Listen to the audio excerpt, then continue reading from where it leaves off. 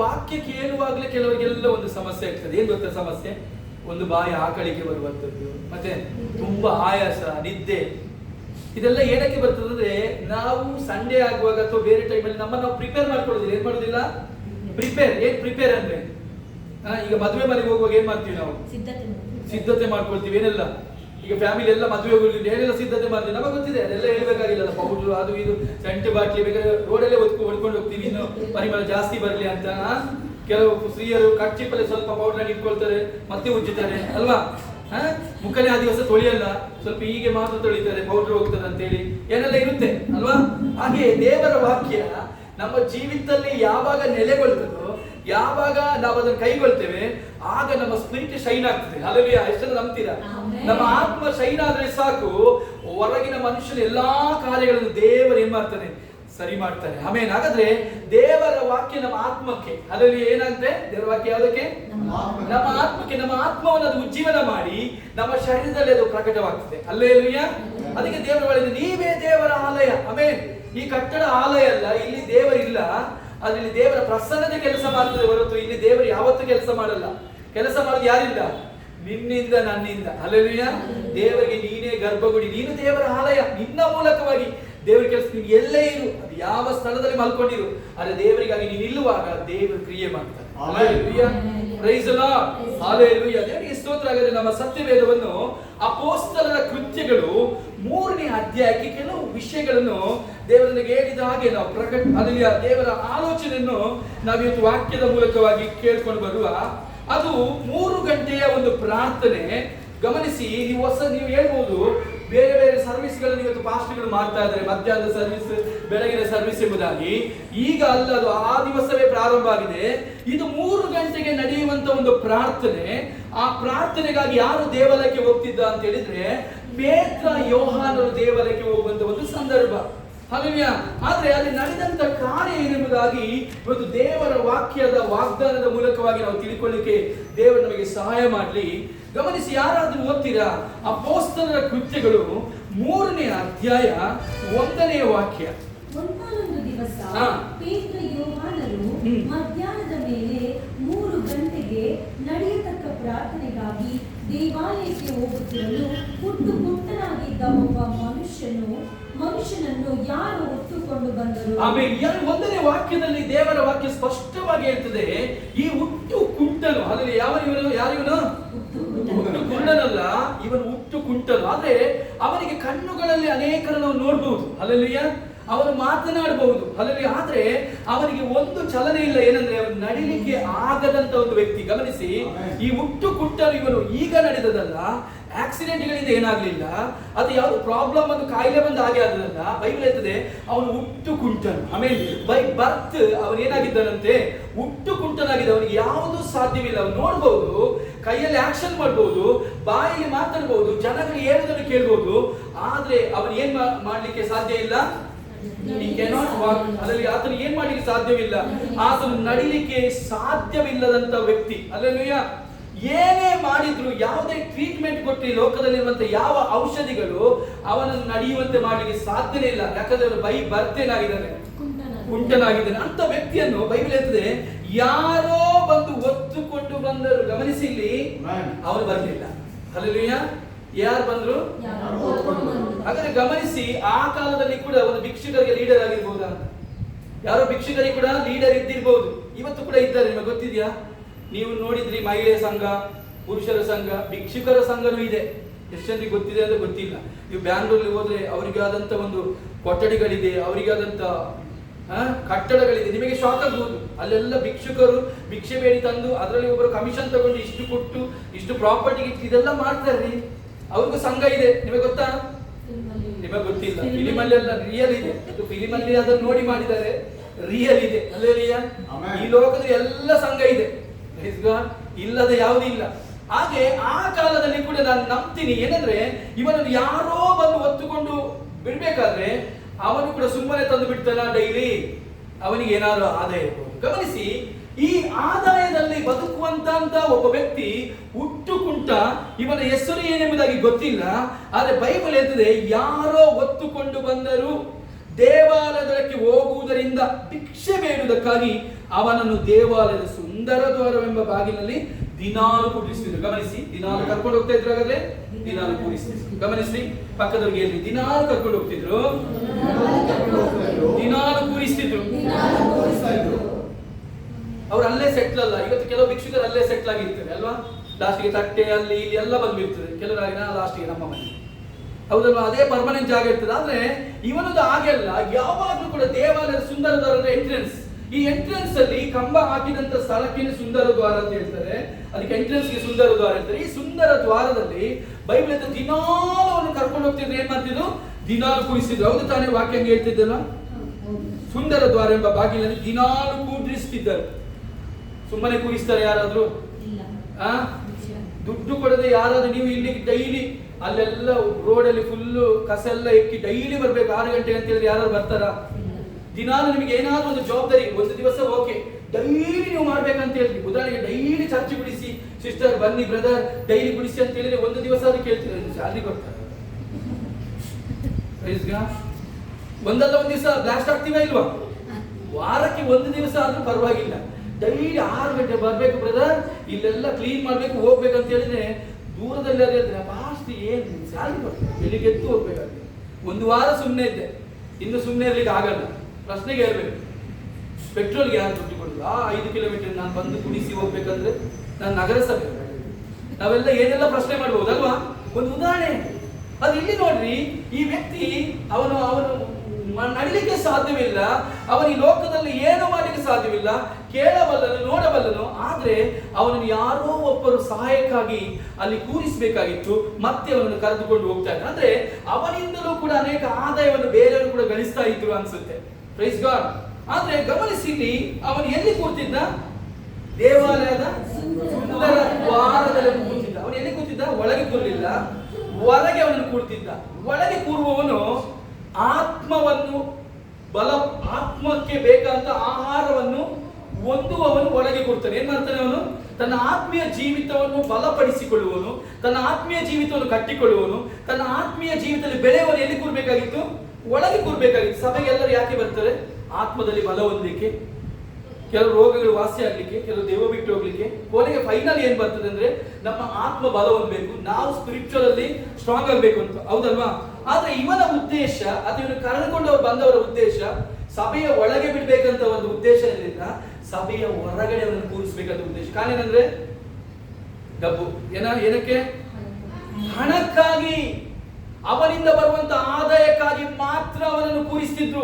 ಆದಾಯದಲ್ಲಿ ಮಾತ್ರ ಅವನನ್ನು ಎದುರು ನೋಡ್ತಾ ಇದ್ರು ಜನಗಳು. ಯಾಕಂದ್ರೆ ಅವನು ಯಾವುದೇ ಕಾರಣಕ್ಕೂ, ಯಾವುದೇ ಒಂದು ಸೈನ್ಸ್ ಆಗಲಿ, ಯಾವುದೇ ಒಂದು ಡಾಕ್ಟರ್ ಆಗಲಿ, ನೀನು ನಡೀತೀಯ ಎಂಬ ಒಂದು ಭರವಸೆ ಯಾರು ಕೊಟ್ಟಿರಲಿಲ್ಲ. ಅವನು ಇದುವರೆಗೂ ನಡೀಲಿಲ್ಲ. ಅವನನ್ನು ಯಾರೋ ತಂದು ಕೂರಿಸ್ತಿದ್ರು, ಯಾರೋ ತಂದು ಹೊತ್ಕೊಂಡು ಹೋಗ್ತಿದ್ರು. ಅವನು ಉದ್ಧಾರ ಆಗ್ಬೇಕು, ಅವನು ಸ್ಪಿರಿಚುವಲ್ ಡೆವಲಪ್ಮೆಂಟ್ ಆಗ್ಬೇಕು, ಯಾರಿಗೆ ಒಂದು ಯೋಜನೆ ಇರಲಿಲ್ಲ. ಬದಲಾಗಿ ಅವನಿಗೆ ಕಲೆಕ್ಷನ್ ಮಾತ್ರ ಎದುರು ನೋಡ್ತಾ ಇದ್ರು. ಹಲ್ಲೆಲೂಯಾ. ಗಮನಿಸಿ, ಅಂದ್ರೆ ಒಂದು ದಿವಸ ಬೈಬಲ್ ಹೇಳ್ತದೆ, 3ನೇ ವಾಕ್ಯದಲ್ಲಿ ಅವನ ಚರಿತ್ರೆ ಬದಲಾಗ್ತದೆ. ಯಾಕಂದ್ರೆ ಅಲ್ಲಿ ಇಬ್ಬರು ದೇವರ ಸೇವಕರು ಹೋಗ್ತಾರೆ. ಅವರ ಹೆಸರು ಏನ್ ಗೊತ್ತಾ? ಪೇತ್ರ ಮತ್ತೆ ಯೋಹಾನ. ಯೇಸುವಿನ ಪ್ರೀತಿಯ ಶಿಷ್ಯರು ಪೇತ್ರ, ಯೋಹಾನ, ಯಾಕೋಬ. ಅದರ 2 ಜನ ಶಿಷ್ಯರು ಈಗ ಅವರು ಎಷ್ಟನೇ ಗಂಟೆದು ಆರಾಧನೆ ಹೋಗ್ತಾ ಇದ್ದಾರೆ? ಯೋಚನೆ ಮಾಡಿ. ಆಗಲೇ ಸರ್ವಿಸ್ ಗಳಿತ್ತು 3 ಗಂಟೆಗೆ, 4 ಗಂಟೆಗೆ, 6 ಗಂಟೆಗೆ. ಈಗ ಸ್ಟಾರ್ಟ್ ಆದದ್ದು 3 ಗಂಟೆಗೆ ನಡೆಯುವಂತ ಆರಾಧನೆಗೆ ಪೇತ್ರ ಯೋಹಾನರು ಪ್ರಸಂಗ ಮಾಡುವುದಕ್ಕಾಗಿ ಹೋಗ್ತಾ ಇದ್ದಾರೆ. ಹೋಗುವಾಗ ಅವರು ಒಳಗಿನ ಜನರಿಗೆ ಪ್ರಸಂಗ ಮಾಡಬೇಕು. ಯಾರಿಗೆ ಪ್ರಸಂಗ ಮಾಡಬೇಕು? ಯಾರೆಲ್ಲ ಒಳಗೆ ಬಂದಿದ್ದಾರೋ ಅವರನ್ನು ಕಟ್ಟುವುದಕ್ಕಾಗಿ, ಅವರನ್ನು ಬಲಪಡಿಸುವುದಕ್ಕಾಗಿ, ಅವರನ್ನು ಡೆವಲಪ್ಮೆಂಟ್ ಮಾಡುವುದಕ್ಕಾಗಿ ಅವರು ಒಂದು ಆಲಯದ ಒಳಗೆ ಅಥವಾ ಕಟ್ಟಡದ ಒಳಗೆ ಅವರು ಹೋಗ್ಬೇಕಾಗಿತ್ತು. ಹಲ್ಲೆಲೂಯಾ. ಬೈಬಲ್ ಸ್ಪಷ್ಟವಾಗಿ ಹೇಳ್ತಿದೆ. 3ನೇ ವಾಕ್ಯ ಯಾರಾದ್ರೂ ಓದಿ. ಅವನು ದೇವಾಲಯದೊಳಗೆ ಹೋಗುತ್ತಿರುವ ಪೇತ್ರ ಯೋಹಾನರನ್ನು ಕಂಡು ಭಿಕ್ಷಾ ಕೊಡಬೇಕು ಎಂದು ಕೇಳಲು ಪೇತ್ರ ಯೋಹಾನರಿಬ್ಬರು ಅವನನ್ನು ದೃಷ್ಟಿಸಿ ನೋಡಿದರು. ಗಮನಿಸಿ, ಇಲ್ಲಿ ದಿನಾಲು ಅವರನ್ನು ಕೂರಿಸಿದ್ರು. ಹಾಗಾದ್ರೆ ದಿನಾಲು ಇವರು ಹೋಗ್ತಾ ಇದ್ರು. ಹಲ್ಲೆಲೂಯಾ. ಅಷ್ಟು ದಿವಸ ಗಮನಿಸಿ, ನೀವು ಗಮನಿಸಬೇಕಾದ ಕಾರ್ಯ, ದಿನಾಲು ಅವರನ್ನು ಕೂರಿಸ್ತಾ ಇರುವುದಾದ್ರೆ ಅಲ್ಲಿ ದಿನಾಲು ಆರಾಧನೆ ನಡೀತಾ ಇತ್ತಾ ಇಲ್ವಾ? ಸಂಡೇ ಮಾತ್ರನಾ? ಹೊಸ ಒಡಂಬಡಿಕೆ ಸಭೆ ಸಂಡೇ ಗವರ್ಮೆಂಟ್ ರಜೆ ಅಂತೇಳಿ ಆರಾಧನೆ ಮಾಡ್ತಾರೆ ಹೊರತು ಸಂಡೇನೇ ಆರಾಧನೆ ಮಾಡ್ಬೇಕಂತಿಲ್ಲ. ಶುಕ್ರವಾರ ಬಂದು ಆರಾಧನೆ ಮಾಡಬಹುದು, ಬುಧವಾರ ಆರಾಧನೆ ಮಾಡಬಹುದು. ಈ ಹೊಸ ಒಡಂಬಡಿಕೆ ಸಭೆಯಲ್ಲಿ 3 ಗಂಟೆಗೆ ಡೈಲಿ ಆರಾಧನೆ ಇತ್ತು, ಡೈಲಿ ವಾಕ್ಯ ಸಂದೇಶ ಇತ್ತು. ಅದಕ್ಕೆ ಅಲ್ಲಿ ದಿನಾಲು ಅವರನ್ನು ಕೂರಿಸಿದ್ರು. ಜನ ಇಲ್ಲದಿದ್ರೆ ಕೂರಿಸ್ತಾರ ಭಿಕ್ಷುಕರನ್ನು? ಅದು ದೇವಾಲಯದ ಸುಂದರ ದ್ವಾರದಲ್ಲಿ ಕೂರಿಸ್ತಾರ? ಹಾಗೆ ಕೂರಿಸ್ಲಿಕ್ಕೆ ಕಾರಣ ಏನಂದ್ರೆ ಅಲ್ಲಿ ಡೈಲಿ ಪ್ರೋಗ್ರಾಮ್ಗಳಿತ್ತು, ಡೈಲಿ ಆರಾಧನೆ ಇತ್ತು, ಡೈಲಿ ಬಿಡುಗಡಿತ್ತು. ಆದ್ರೆ ಅಷ್ಟು ದಿವಸಗಳ ಪೇತ್ರ ಯೋಹಾನರನ್ನು ನಾವು ನೋಡ್ತಾ ಇದ್ದಿರ್ಬೋದು. ಆದ್ರೆ ಈ ಒಂದು ದಿವಸ, ಈ ಒಂದು ಕುಂಟನ ಜೀವಿತದಲ್ಲಿ ಒಂದು ವಿಶೇಷ ದಿನವಾಗಿತ್ತು. ಪ್ರಿಯರೇ, ನಮ್ಮ ಜೀವಿತದಲ್ಲಿ ನಾವು ಎಷ್ಟೋ ದಿವಸ ಆಲಯಗಳಿಗೆ ಹೋಗಿದ್ದೇವೆ, ವಾಕ್ಯ ಕೇಳಿದ್ದೇವೆ, ಬಿಡುಗಡೆಯನ್ನು ಎದುರು ನೋಡ್ತಾ ಇರ್ಬೋದು, ಸಮಾಧಾನ ಎದುರು ನೋಡ್ತಾ ಇರ್ಬೋದು, ಅಥವಾ ಅನೇಕ ಪರಿಸ್ಥಿತಿಗಳನ್ನು ಎದುರು ನೋಡ್ತಾ ಇರ್ಬೋದು.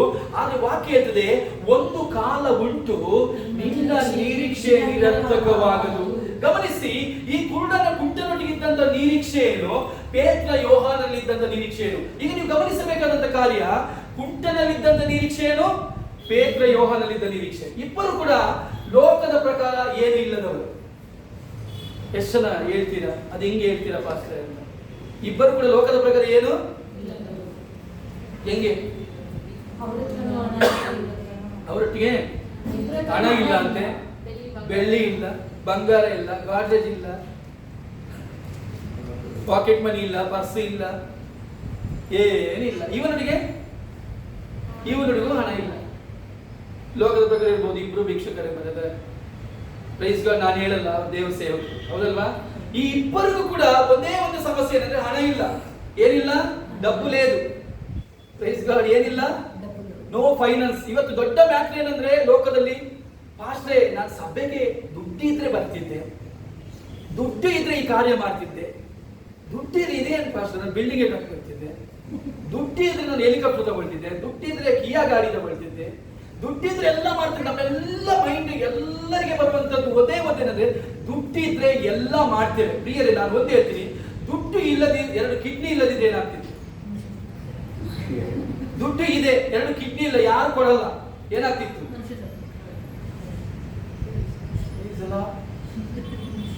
ಏನಾಗ್ತಿತ್ತು? ಮನುಷ್ಯ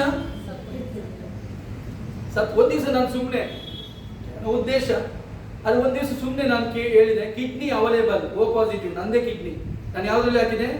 ಸ್ಟೇಟಸ್ ಅಲ್ಲಿ ಹಾಕಿದೆ. ನಿಮಗೆ ಯೋಚನೆ ಮಾಡೋದು, ಹುಚ್ಚಿಯವರಿಗೆ ಪಾಸ್ಟಿವ್ ತಲೆ ಕೆಟ್ಟಿದೆ ಅಂತ. ಕಿಡ್ನಿ ನೀವೆಲ್ಲ ಕೆಲವರು ನೋಡಿ ಫೋನ್ ಮಾಡಿದ್ದಾರೆ ನನಗೆ, ಏನ್ ಪಾಸ್ಟ್ ಯಾರ್ದು ಕಿಡ್ನಿ ಅಂತ. ನಂದೇ ಓ ಪಾಸಿಟಿವ್ ಕಿಡ್ನಿ. ನಾನು ಅಲ್ಲಿ ಹೇಳಿದೆ, ಕಿಡ್ನಿ ಯಾರಿಗಾದ್ರೂ ಬೇಕಾದ್ರೆ ಕೇಳಿ ಅಷ್ಟೇ. ಎಷ್ಟು ಫೋನ್ ಬಂತಂದ್ರೆ ಸಾಯಂಕಾಲ ತನಕ ಒಂದು ಕಿಡ್ನಿಗಾಗಿ ಯಾವ್ಯಾವ ಕಡೆಯಿಂದ ಡಿಮ್ಯಾಂಡ್. ನಾನು ಹೇಳಿದೆ, ಇಲ್ಲ 17 ಲಕ್ಷಕ್ಕಿಂತ ಕಡಿಮೆ ಕೊಡಲ್ಲ. ಏನ್ ಹೇಳಿದೆ? ನಾನ್ ಮಾಡಿದ್ದನ್ನು ಹೇಳ್ತಾ ಇದ್ದೇನ್ರಿ, ನೀವೇನೋ ಹಂಗೆ ನೋಡ್ತಾ ಇದ್ದೀರಿ. Praise God. ಒಬ್ರು ಬಿಲಿವರ್ ಹೇಳಿದ್ರು ಬ್ಯಾಂಗ್ಳೂರ್ಲಿ, 5 ಲಕ್ಷ ಕೊಡಿದ್ರು. ಎಷ್ಟು ವರ್ಷ ಪರ್ಸನ್ಗೆ? 45 ವರ್ಷ. ಇನ್ನೊಬ್ರು ಮಾಡಿದ್ರು 2 ಲಕ್ಷ ಮಾತ್ರ ಕೊಡುದು. ಏನು ಅವರು ಯಾರ್ದು ಕಿಡ್ನಿ? ಅದು ಯಾರ್ದೋ ಒಬ್ರದ್ದು ಕಿಡ್ನಿ ಬ್ರದರ್, 17 ಲಕ್ಷ ಕೇಳ್ತಾ ಇದ್ದಾರೆ ಅವರು. ನಂದು ಕಿಡ್ನಿ ಹೇಳಿದ್ರೆ ಅವ್ರಿಗೆ ಶಾಕ್ ಆಗ್ಬೋದು. ಪಾಸ್ಟ್ ಕೇಳ್ತಾ ಇದ್ರು, ಬಿಲಿವರ್ ಕೇಳ್ತಾ ಇದ್ರು, ಎಲ್ಲೆಲ್ಲಿ ಇದ್ದವ್ರು ಬುಕ್ ಸ್ಟಾಲ್ ಅವರೆಲ್ಲ ಕೇಳ್ತಾ ಇದ್ದಾರೆ. ಲಾಸ್ಟ್ಗೆ ಸಾಯಂಕಾಲ ಕಾಲ್ ಬಂತು. ಲಾಸ್ಟ್ ಇದ್ದವ್ರಿಗೆ ಹೇಳಿದೆ, ಕಿಡ್ನಿ ಇಲ್ಲ, ನಂದೇ ಕಿಡ್ನಿಯನ್ನು ಹಾಕಿದ್ದಾರೆ. ಏನಂದ್ರೆ ಅವತ್ತು ನನಗೆ ಗೊತ್ತಾದಂತ ಒಂದು ವಿಷಯ ಏನಂದ್ರೆ, ಇವತ್ತು ಮನುಷ್ಯನ ಒಂದೊಂದು ಪಾರ್ಟಿಗೂ ಕೂಡ ಕಷ್ಟ ಬರ್ತಾ ಇದ್ದಾರೆ. ಎಷ್ಟೋ ಜನ ಏನ್ ಮಾಡ್ತಾ ಇದ್ದಾರೆ? ಡಿಮ್ಯಾಂಡು ಮಾಡ್ತಾ ಇದ್ದಾರೆ, ಇಷ್ಟಕ್ಕೆ ಕೊಡಿ, ಅಷ್ಟಕ್ಕೆ ಕೊಡಿ. ದೇವರು ಫ್ರೀ ಆಗಿ ಕೊಟ್ಟಿದ್ದಾರೆ, ನಾವೇನ್ ಮಾಡ್ಬೇಕು? ಸೇಲ್ ಮಾಡ್ಬೇಕಾ? ದುಡ್ಡಿಗೆ ಸೇಲ್ ಮಾಡ್ಬೇಕಾ? ಹಾಗಾದ್ರೆ ಇವತ್ತು ದುಡ್ಡಿಗೆ ಕೇಳ್ತಿದ್ರೆ ಇಷ್ಟಕ್ಕೆ ಕೊಡಿ, ಅಷ್ಟಕ್ಕೆ ಕೊಡಿ. ಇಲ್ಲ ಬ್ರದರ್ 3.5 ಮಾಡ್ಕೊಳ್ಳಿ, 5.5 ಮಾಡ್ಕೊಳ್ಳಿ, ಒಬ್ಬರು 7.5 ಮಾಡ್ಕೊಳ್ಳಿ. ಈ ರೀತಿಯಾಗಿ ಒಬ್ಬರು ಏನ್ ಮಾಡ್ತಾರೆ? ಡಿಮ್ಯಾಂಡ್ ಮಾಡ್ತಾರೆ. ಗಮನಿಸಿ, ಇವನು ಕಾಲಿಗೋಸ್ಕರ ಎಷ್ಟು ಸಂಕಟ ಪಟ್ಟಿರ್ಬೋದು, ಇವನು ಕಾಲಿಗೋಸ್ಕರ ಎಷ್ಟು ವೇದನೆ ಪಟ್ಟಿರ್ಬೋದು, ಇವನು ಕಾಲಿಗೋಸ್ಕರ ಎಷ್ಟು ನೋವು ಪಟ್ಟಿರ್ಬೋದು. ಅವನ ಹಣ ಅವನಿಗೆ ಕಾಲು ಕೊಡ್ತಾ? ಅಲ್ಲೋ ಗಮನಿಸಿ, ಇದುವರೆಗೂ ಭಿಕ್ಷೆ ಬೇಡ್ತಿದ್ದಂತ ಆ ಒಬ್ಬ ಹುಟ್ಟು ಕುಂಟ, ಅವನ ಹಣ ಅವನಿಗೆ ಕಾಲು ಕೊಡ್ತಾ? ಅವನ ಜೀವಿತದಲ್ಲಿ ಸುಖವಾಗಿ ಜೀವಿಸ್ತಾ ಇದ್ದಾನೆ ಎಂಬುದಾಗಿ ಯಾರಾದ್ರೂ ಹೇಳಿಕ್ ಸಾಧ್ಯ ಇದೆಯಾ? ಅವ್ನು ಚೆನ್ನಾಗಿ ನಡ್ಕೊಂಡು ಹೋಗ್ತಾ ಇದ್ದಾನೆ ಅಂತ ಹೇಳಿಕ್ ಸಾಧ್ಯ ಇದೆಯಾ? ಕೂಲಿಂಗ್ ಗ್ಲಾಸ್ ಹಾಕೊಂಡು ಕೂರ್ಬಹುದು, ಆದ್ರೆ ನಡಿಲಿಕ್ಕಾಗುತ್ತಾ? ಮೇಕಪ್ ಮಾಡ್ಕೊಂಡು ಚಂದ ಮಾಡಿ ಕೂರ್ಬಹುದು, ಆದ್ರೆ ಅವನಿಗೆ ಒಂದು ಏನು ಪ್ರಾಬ್ಲಮ್ ಇದೆ? ಅವನ ಲೋಕದ ಪ್ರಕಾರ ಯಾರು ಅವನನ್ನು ಮದುವೆ ಆಗ್ಲಿಕ್ಕೆ ಸಾಧ್ಯವಿಲ್ಲ, ಅವನಿಗೆ ನಾನು ಆಶ್ರಯ ಕೊಡ್ತೀನಿ ಹೇಳಿ ಸಾಧ್ಯವಿಲ್ಲ, ಲೋಕದ ಪ್ರಕಾರ ಅವನನ್ನು ನೋಡಿಕೊಳ್ತೀನಿ ಅಂತ ಹೇಳಿಕೆ ಸಾಧ್ಯವಿಲ್ಲ. ಯಾಕಂದ್ರೆ ಅವನಿಗೆ ಕಾಲೇ ಇಲ್ಲ. ನಾನು ಹೇಳಿದ್ದೀನಿ ನಿಮಗೆ, ಅವನು ಬ್ಯೂಟಿ ಪಾರ್ಲರ್ಗೆ ಹೋಗಿ ಒಳ್ಳೆ ಬ್ಯೂಟಿ ಮಾಡ್ಕೊಂಡ್ರು, ಕೂಲಿಂಗ್ ಗ್ಲಾಸ್ ಹಾಕೊಂಡ್ರು, ಒಳ್ಳೆ ಹೀರೋ ತರ ಕಂಡ್ರು, ಯಾರಾದ್ರೂ ಒಂದು ಹುಡುಗಿ ಅಥವಾ ಯಾರಾದ್ರೂ ಒಬ್ರು ಸ್ತ್ರೀ ಬಂದು ನಾನು ಅವನನ್ನು ನೋಡ್ತೀನಿ ಅಂತ ಹೇಳಿ ಸಾಧ್ಯನಾ? ಏನಕ್ಕೆ? ಅವ್ನು ದುಡಿಲಿಕ್ಕೇನೆ ಆಗಲ್ಲ, ಎಲ್ಲರೂ ಕೂಡ ಅವನ ಮೇಲೆ ಡಿಪೆಂಡ್ ಆಗ್ಬೇಕು. ಆದ್ರೆ ಅಂತಹ ಪರಿಸ್ಥಿತಿಯಲ್ಲಿರುವಂತ ಆ ಹುಟ್ಟು ಕುಂಟನನ್ನು ಆ ದಿವಸ ಸಂಧಿಸುವುದಕ್ಕಾಗಿ ದೇವರು ಇಬ್ಬರು ಕಳಿಸಿದ. ಅವರು ಒಳಗಿನ ಜನರನ್ನು ಪ್ರಿಪೇರ್ ಮಾಡ್ಲಿಕ್ಕೆ ಹೋಗ್ತಾ ಇದ್ದಾರೆ. ಆದ್ರೆ ಇವನು ಏನ್ ಮಾಡ್ತಾ ಇದ್ದಾರೆ ನೋಡ್ರಿ, ಗಮನಿಸಿ. ಏನೆಲ್ಲ ಕ್ರಿಯೆ ನೋಡ್ಬಹುದು. 3 ಮೂರನೇ ವಾಕ್ಯ, ಅವನು ದೇವಾಲಯದೊಳಕ್ಕೆ ಹೋಗುತ್ತಿರುವ ಪೇತ್ರ ಯೋಹಾನನ್ನು ಕಂಡು ಭಿಕ್ಷೆ ಕೊಡಬೇಕು ಎಂದು ಕೇಳ್ತಾನೆ. ಅವನಿಗೆ ಆತ್ಮಿಕವಾದ ಕಾರ್ಯ ಬೇಡ, ಅವನಿಗೆ ದೇವರಿಂದ ಬರುವಂತ ನಿರೀಕ್ಷೆ ಬೇಡ, ದೇವರಿಂದ ಬರುವಂತ ದೈವಿಕವಾದ ಸ್ವಸ್ಥತೆ ಬೇಡ. ಅದಕ್ಕೆ ನಿರೀಕ್ಷೆ ಏನಂದ್ರೆ ಅವರು ಭಿಕ್ಷೆ ಕೊಡಬೇಕು. ವಾಕ್ಯ ಹೇಳ್ತಾ ಇಲ್ಲ ಹಣ ಕೊಡ್ಬೇಕಂತ ಹೇಳ್ತಿದ್ಯಾ? ಅವನು ಹಣ ಕೊಡ್ಬೇಕಂತ ಕೇಳಿಲ್ಲ, ಬದಲಾಗಿ ಭಿಕ್ಷೆ. ಅವನ ಜೀವಿತ ಎಲ್ಲ ಏನಾಗಿತ್ತಾಗಂದ್ರೆ ಕೊಡುವಂತದೆಲ್ಲ ಭಿಕ್ಷೆಯಾಗೆ ತಗೊಳ್ತಿದ್ದ. ನಾವು ದೇವರಿಗೆ ಭಿಕ್ಷೆ ಬೇಡ್ತಿದ್ದೀವ? ಯಾರಾದ್ರೂ ನೀವು ನಂಬ್ತೀರಾ? ದೇವರಿಗೆ ನಾವು ಭಿಕ್ಷೆ ಬೇಡ್ತಾ ಇಲ್ಲ. ದೇವರ ಮಕ್ಕಳು ನಾವು ಕೇಳುವಂತದನ್ನು ದೇವರು ಕೊಡ್ತಾರೆ. ಅದನ್ನ ದೇವರು ನಮ್ಮ ಮುಂದೆ ಅನೇಕ ಚಾಲೆಂಜ್ಗಳು ಇಟ್ಟಿದ್ದಾರೆ. ಖಂಡಿತವಾಗಿ ಚಾಲೆಂಜ್ಗಳಿದೆ. ಆದರೆ ದೇವರನಿಗೆ ಕೇಳುವಂತ ಪ್ರತಿಯೊಬ್ಬ ವ್ಯಕ್ತಿಗಳಿಗೂ ಅನೇಕ ಪರಿಸ್ಥಿತಿಗಳಲ್ಲಿ, ಅನೇಕ ಸನ್ನಿವೇಶಗಳಲ್ಲಿ ಅವರು ಹಾದು ಹೋಗ್ತಾ ಇದ್ದಾರೆ. ಆದ್ರೆ ದೇವರು ಎದುರು ನೋಡುವಂತ ಕಾರ್ಯ ಏನು? ಈ ಭಿಕ್ಷುಕನ ಎದುರು ನೋಡುವಂತ ಕಾರ್ಯ ಏನು? ಇವನು ಇಷ್ಟು ದಿವಸ ಫೈನಾನ್ಸ್ ಅಲ್ಲಿ ಒಂದು ಗ್ರೋತ್ ಆಗಿರ್ಬೋದು, ಫೈನಾನ್ಸ್ ಇವನಿಗೆ ಸಿಕ್ಕಿರ್ಬೋದು, ಆದ್ರೆ ಇವನಿಗೆ ಇದುವರೆಗೆ ಯಾರು ಕೂಡ ಕಾಲು ಕೊಡ್ಲಿಲ್ಲ. ಅವನು ಯಾರು ಕೂಡ ಒಳ್ಳೆ ಚಂದವಿನ ವ್ಯಕ್ತಿ ಅಂತ ಹೇಳಿಲ್ಲ. ಸುಂದರ ದ್ವಾರ ಅಂತ ಬರ್ತಿದೆ, ಸುಂದರ ಭಿಕ್ಷುಕ ಅಂತ ಬರ್ತಿದ್ಯಾ? ಇಲ್ಲ. ಅವನಿಗೆ ಒಂದು ದಿವಸ ಕೂಡ ಯಾರು ಕೂಡ ಅವನಿಗೆ ಮನೆ ಹಾಕಲಿಲ್ಲ, ಯಾರು ಕೂಡ ಅವನಿಗೆ ಮಾತಾಡಲಿಲ್ಲ. ಹಣವನ್ನು ಬಿಸಾಡಿ ಕೊಟ್ಟಿದ್ರು, ಅಥವಾ ಏನಾದ್ರು ಊಟ ಕೊಟ್ಟಿರ್ಬೋದು, ಅದು ಏನೋ ಕೊಟ್ಟಿರ್ಬೋದು. ಎಲ್ಲಾ ವಿಶ್ವಾಸಿಗಳು ಬರುವಾಗ ಹೋಗುವಾಗ ಅವನಿಗೆ ಚಿಲ್ಲರೆ ಕೊಟ್ಟಿರ್ಬೋದು. ಯಾರು ಕೂಡ ಅವನು ಒಳಗೆ ಕರ್ಕೊಂಡು ಹೋಗ್ಲಿಲ್ಲ. ಅಲ್ಲೇಲೂಯ. ಅಂತ ಪರಿಸ್ಥಿತಿಯಲ್ಲಿ ಅಲ್ಲಿ ಭಿಕ್ಷುಕನಿರುವಾಗ ಅವನು ನಿರೀಕ್ಷೆ ಮಾಡಿದಾಗೆ ಭಿಕ್ಷೆ ಕೊಡಬೇಕೆಂಬುದಾಗಿ ಕೇಳುವಾಗ ಅಲ್ಲಿ ಒಂದು ಆನ್ಸರ್ ಬರ್ತದೆ. ಏನಂದ್ರೆ ಎಂದು ಕೇಳಲು ಪೇತ್ರ ಯೋಹಾನರಿಬ್ಬರು. ಯಾರಂತೆ? ಇಬ್ಬರು. ಗಮನಿಸಿ, ಪ್ರತಿಯೊಂದು ವಾಕ್ಯಕ್ಕೂ, ಕಾಮಕ್ಕೂ, ಫುಲ್ ಸ್ಟಾಪ್ಗೂ ಎಲ್ಲದಕ್ಕೂ ಕೂಡ ಒಂದು ಅರ್ಥ ಇದೆ. ವಾಕ್ಯ ಇರ್ತದೆ, ಪೇತ್ರ ಯೋಹಾನರಿಬ್ಬರು ಅವನನ್ನು ದೃಷ್ಟಿಸಿ ನೋಡಿದರು. ಈ ದೃಷ್ಟಿಸಿ ನೋಡಿದಕ್ಕೆ ಒಂದು ಕೆಲವು ಕಾರ್ಯಗಳಿದೆ. ಹಲ್ಲೆಲೂಯಾ. ಯೇಸುಸ್ವಾಮಿ ಕೆಲವು ಕಡೆಗಳಲ್ಲಿ ಆಯ್ತಪ್ಪ ಒಳ್ಳೆದಾಗ್ಲಿ ಅಂತ ಆಚೆ ಮಾಡ್ಕೊಂಡು ಹೋದ್ರ ನಾವು ಕೆಲವು ಸರಿ ಆಯ್ತು ಬ್ರದರ್, ಯಾರಾದ್ರೂ ನಮಗೆ ತುಂಬಾ ಇಷ್ಟ ಇಲ್ಲದವರು, ಪರಿಚಯ ಇಲ್ಲದವರು ಜಾಸ್ತಿ ಇದ್ರೆ ನಾವು ಆಯ್ತಾಯ್ತು ಪ್ರೈಸಲ್ಲ, ದೂರದಲ್ಲಿ ರಾಜಕೀಯ ವ್ಯಕ್ತಿಗಳಾಗೆ ಹತ್ರ ಬರಬೇಡಿ. ಏನಾದ್ರು ಪತ್ರ ಎಲ್ಲ ಇಟ್ಕೊಂಡ್ಬಂದು ನಿಮಗೆ ಅವು ಮನೆ ಇಲ್ಲ ಅದಿಲ್ಲ ಅಂತ ಹೇಳಿ ಕರ್ಕೊಂಡ್ಬಂದ್ರೆ ವಿಡಿಯೋ ಎಲ್ಲ ಮಾಡಿ ಮೀಡಿಯಾದಲ್ಲಿ ಹಾಕ್ತಾರೆ, ಅವ್ರಿಗೆ ಏನು ಸ್ಪಂದಿಸಿಲ್ಲ ಅಂತ. ಹೌದಲ್ವಾ? ದೂರದಲ್ಲಿ ಪ್ರೈಸ್ ಎಲ್ಲರಿಗೂ ಒಂದು ನಮಸ್ಕಾರ ಮಾಡಿ ಹೋಗ್ತಾರೆ. ಕೆಲವು ಸರಿ ನಮ್ಮ ಜೀವನ ಕೂಡ ಹಾಗೇನಿಲ್ವಾ? ಸಭೆಗೆ ಬಂದು ನಮ್ಮಲ್ಲಿ ಅನ್ಯತೆ ಇರುವುದಿಲ್ಲ, ಪ್ರೀತಿ ಇರುವುದಿಲ್ಲ. ಏನೋ ಸ್ವಲ್ಪ ಯಾರಾದ್ರೂ ಸ್ವಲ್ಪ ಎಚ್ಚರಿಸಿದ್ರೆ, ಸ್ವಲ್ಪ ಏನಾದ್ರು ಬದಲಾವಣೆ ಕಾರ್ಯಗಳನ್ನು ಹೇಳಿದ್ರೆ ನಮಗೆ ಜಾಸ್ತಿ ಒಂದು ಇದು ಮಾಡ್ಲಿಕ್ಕೆ ಆಗುತ್ತಾ? ಜಸ್ಟ್ ಕೆಲವು ಬ್ರದರ್ಸ್ ಅವರು ಯಾರಾದ್ರೂ ಹೇಳಿದ್ರೆ, ಸಿಸ್ಟರ್ ನೀವು ಒಳ್ಳೆ ಪ್ರಾರ್ಥನೆ ಮಾಡ್ಬೇಕು ಸಿಸ್ಟರ್ ಅಂತ ಹೇಳಿದ್ರೆ ಸಾಕು, ಮರು ದಿವಸ ಅವನು ಬಹಳ ಪ್ರಾರ್ಥನೆ ನನಗೆ ಹೇಳಿ ಬರ್ತದೆ.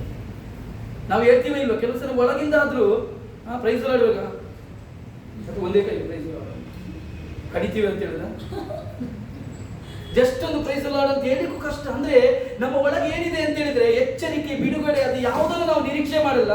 ಬದಲಾಗಿ ನಾವು ನಿರೀಕ್ಷೆ ಮಾಡುವಂಥದ್ದು ಏನಂದ್ರೆ ನಮಗೆ ಬೆಲೆ ಸಿಗ್ಬೇಕು, ಗೌರವ ಸಿಗ್ಬೇಕು. ಪ್ರಿಯರೇ, ಈ ಲೋಕದಲ್ಲಿ ಭಿಕ್ಷುಕರಿಗೆ ಯಾವ ಗೌರವ ಯಾರಿಂದಲೂ ಸಿಗ್ಲಿಕ್ಕೆ ಸಾಧ್ಯನೇ ಇಲ್ಲ. ಈ ಕ್ಯಾನಾಟ್ ವಾಕ್. ಹಲ್ಲೆಲೂಯಾ. ಇವನು ಯಾವತ್ತೂ ಕೂಡ ನಡೀಲಿಕ್ಕೆ ಸಾಧ್ಯವಾಗದಂತ ವ್ಯಕ್ತಿ.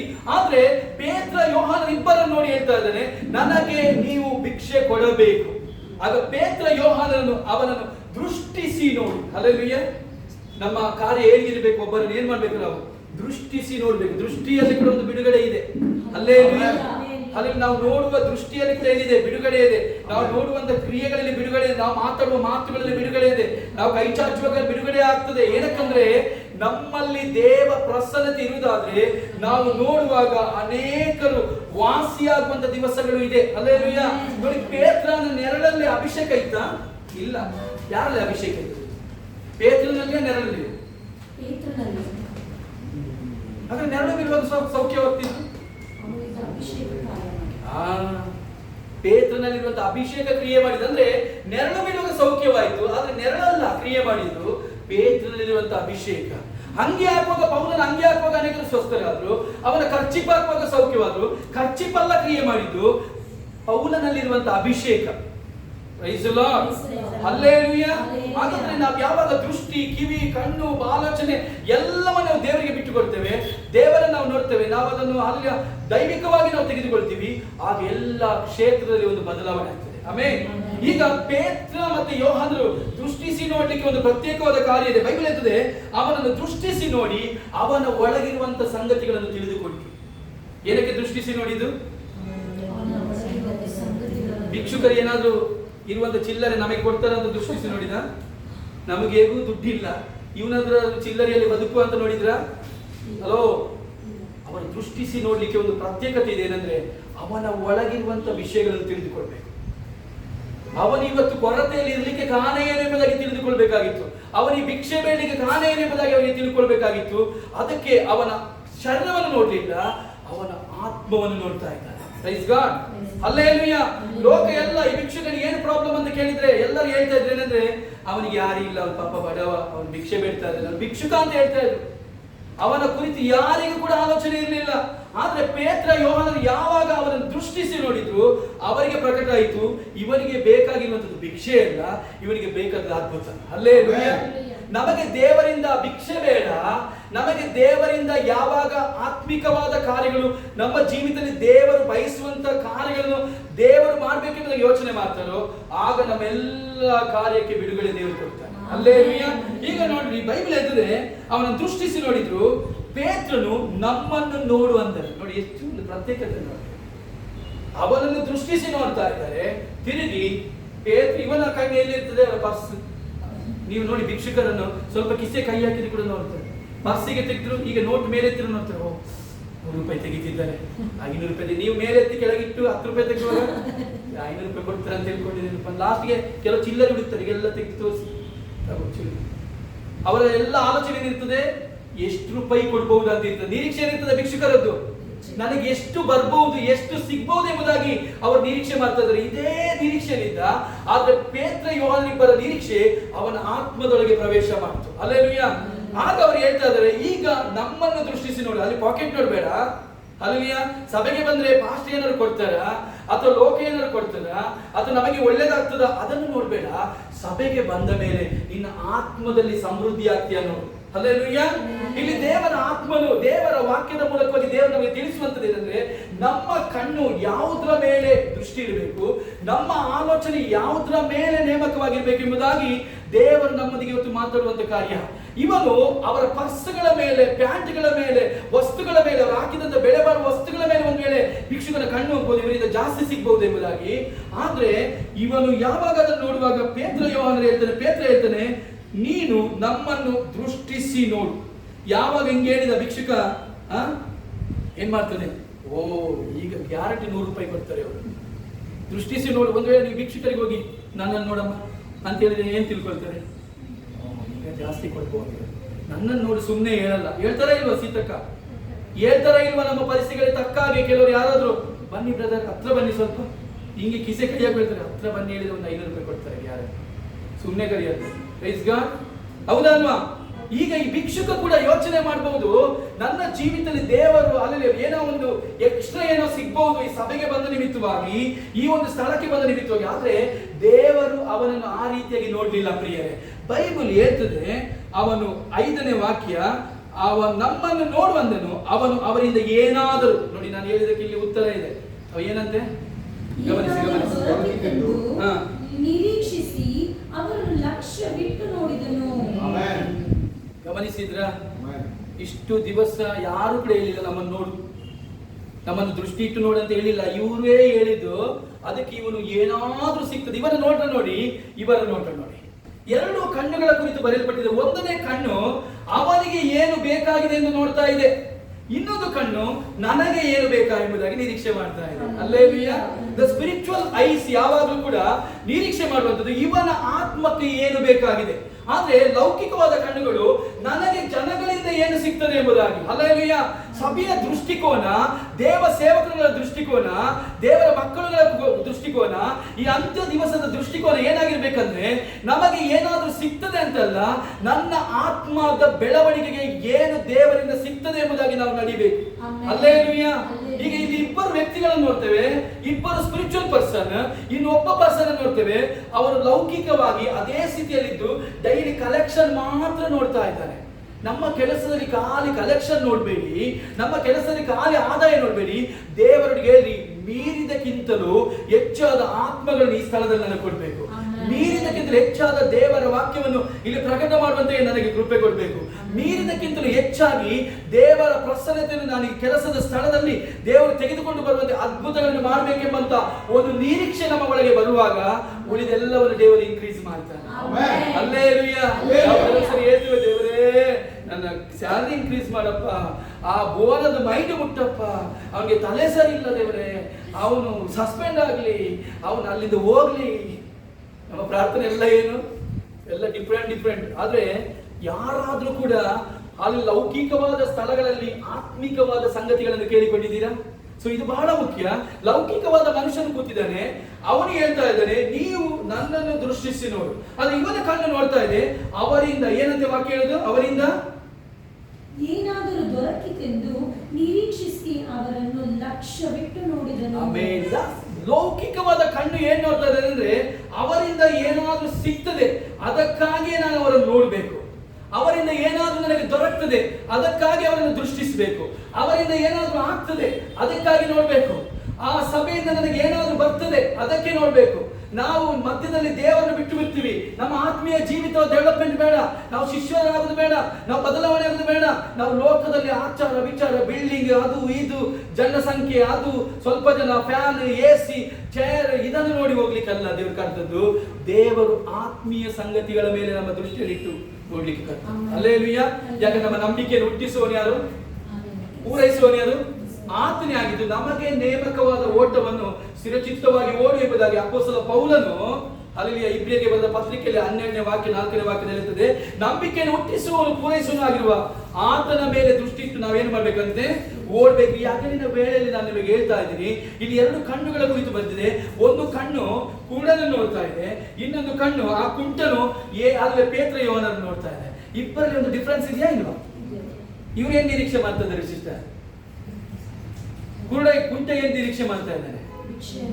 ಹೆಚ್ಚು ಏನಾದ್ರು ಸಿಗ್ಬಹುದು. ಸುಮ್ಮನೆ ಹೇಳ್ತಾನ ದೃಷ್ಟಿಸು 4ನೇ ಹಾಕಿಸಿದ್ದು ಹೋಗ್ಬೋದಿತ್ತು, ಆದ್ರೆ ನೋಡು ಅಂತ ಹೇಳ್ತಾ ಇದ್ದಾನೆ. ಇವನೇನ್ ನಿರೀಕ್ಷೆ ಮಾಡ್ತಾ ಇದ್ದಾನೆ? ಇವನಿಗೆ ಏನಾಗ್ಬೇಕು ಅದನ್ನು ನಿರೀಕ್ಷೆ ಮಾಡ್ತಾ ಇದ್ದಾನೆ.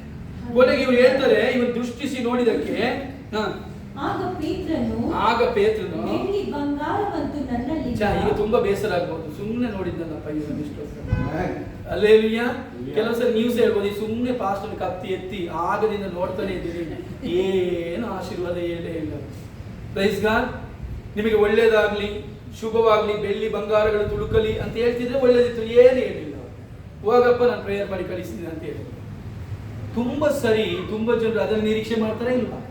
ರೋಗಗಳ ಸ್ವಸ್ಥತೆ ನಿರೀಕ್ಷೆ ಮಾಡ್ತೀವಿ, ಬಿಡುಗಡೆ ನಿರೀಕ್ಷೆ ಮಾಡ್ತೀವಿ, ಅದ್ಭುತ ನಿರೀಕ್ಷೆ ಮಾಡ್ತೀವಿ. 100% ಅದೆಲ್ಲ ನಮಗೆ ಬೇಕು.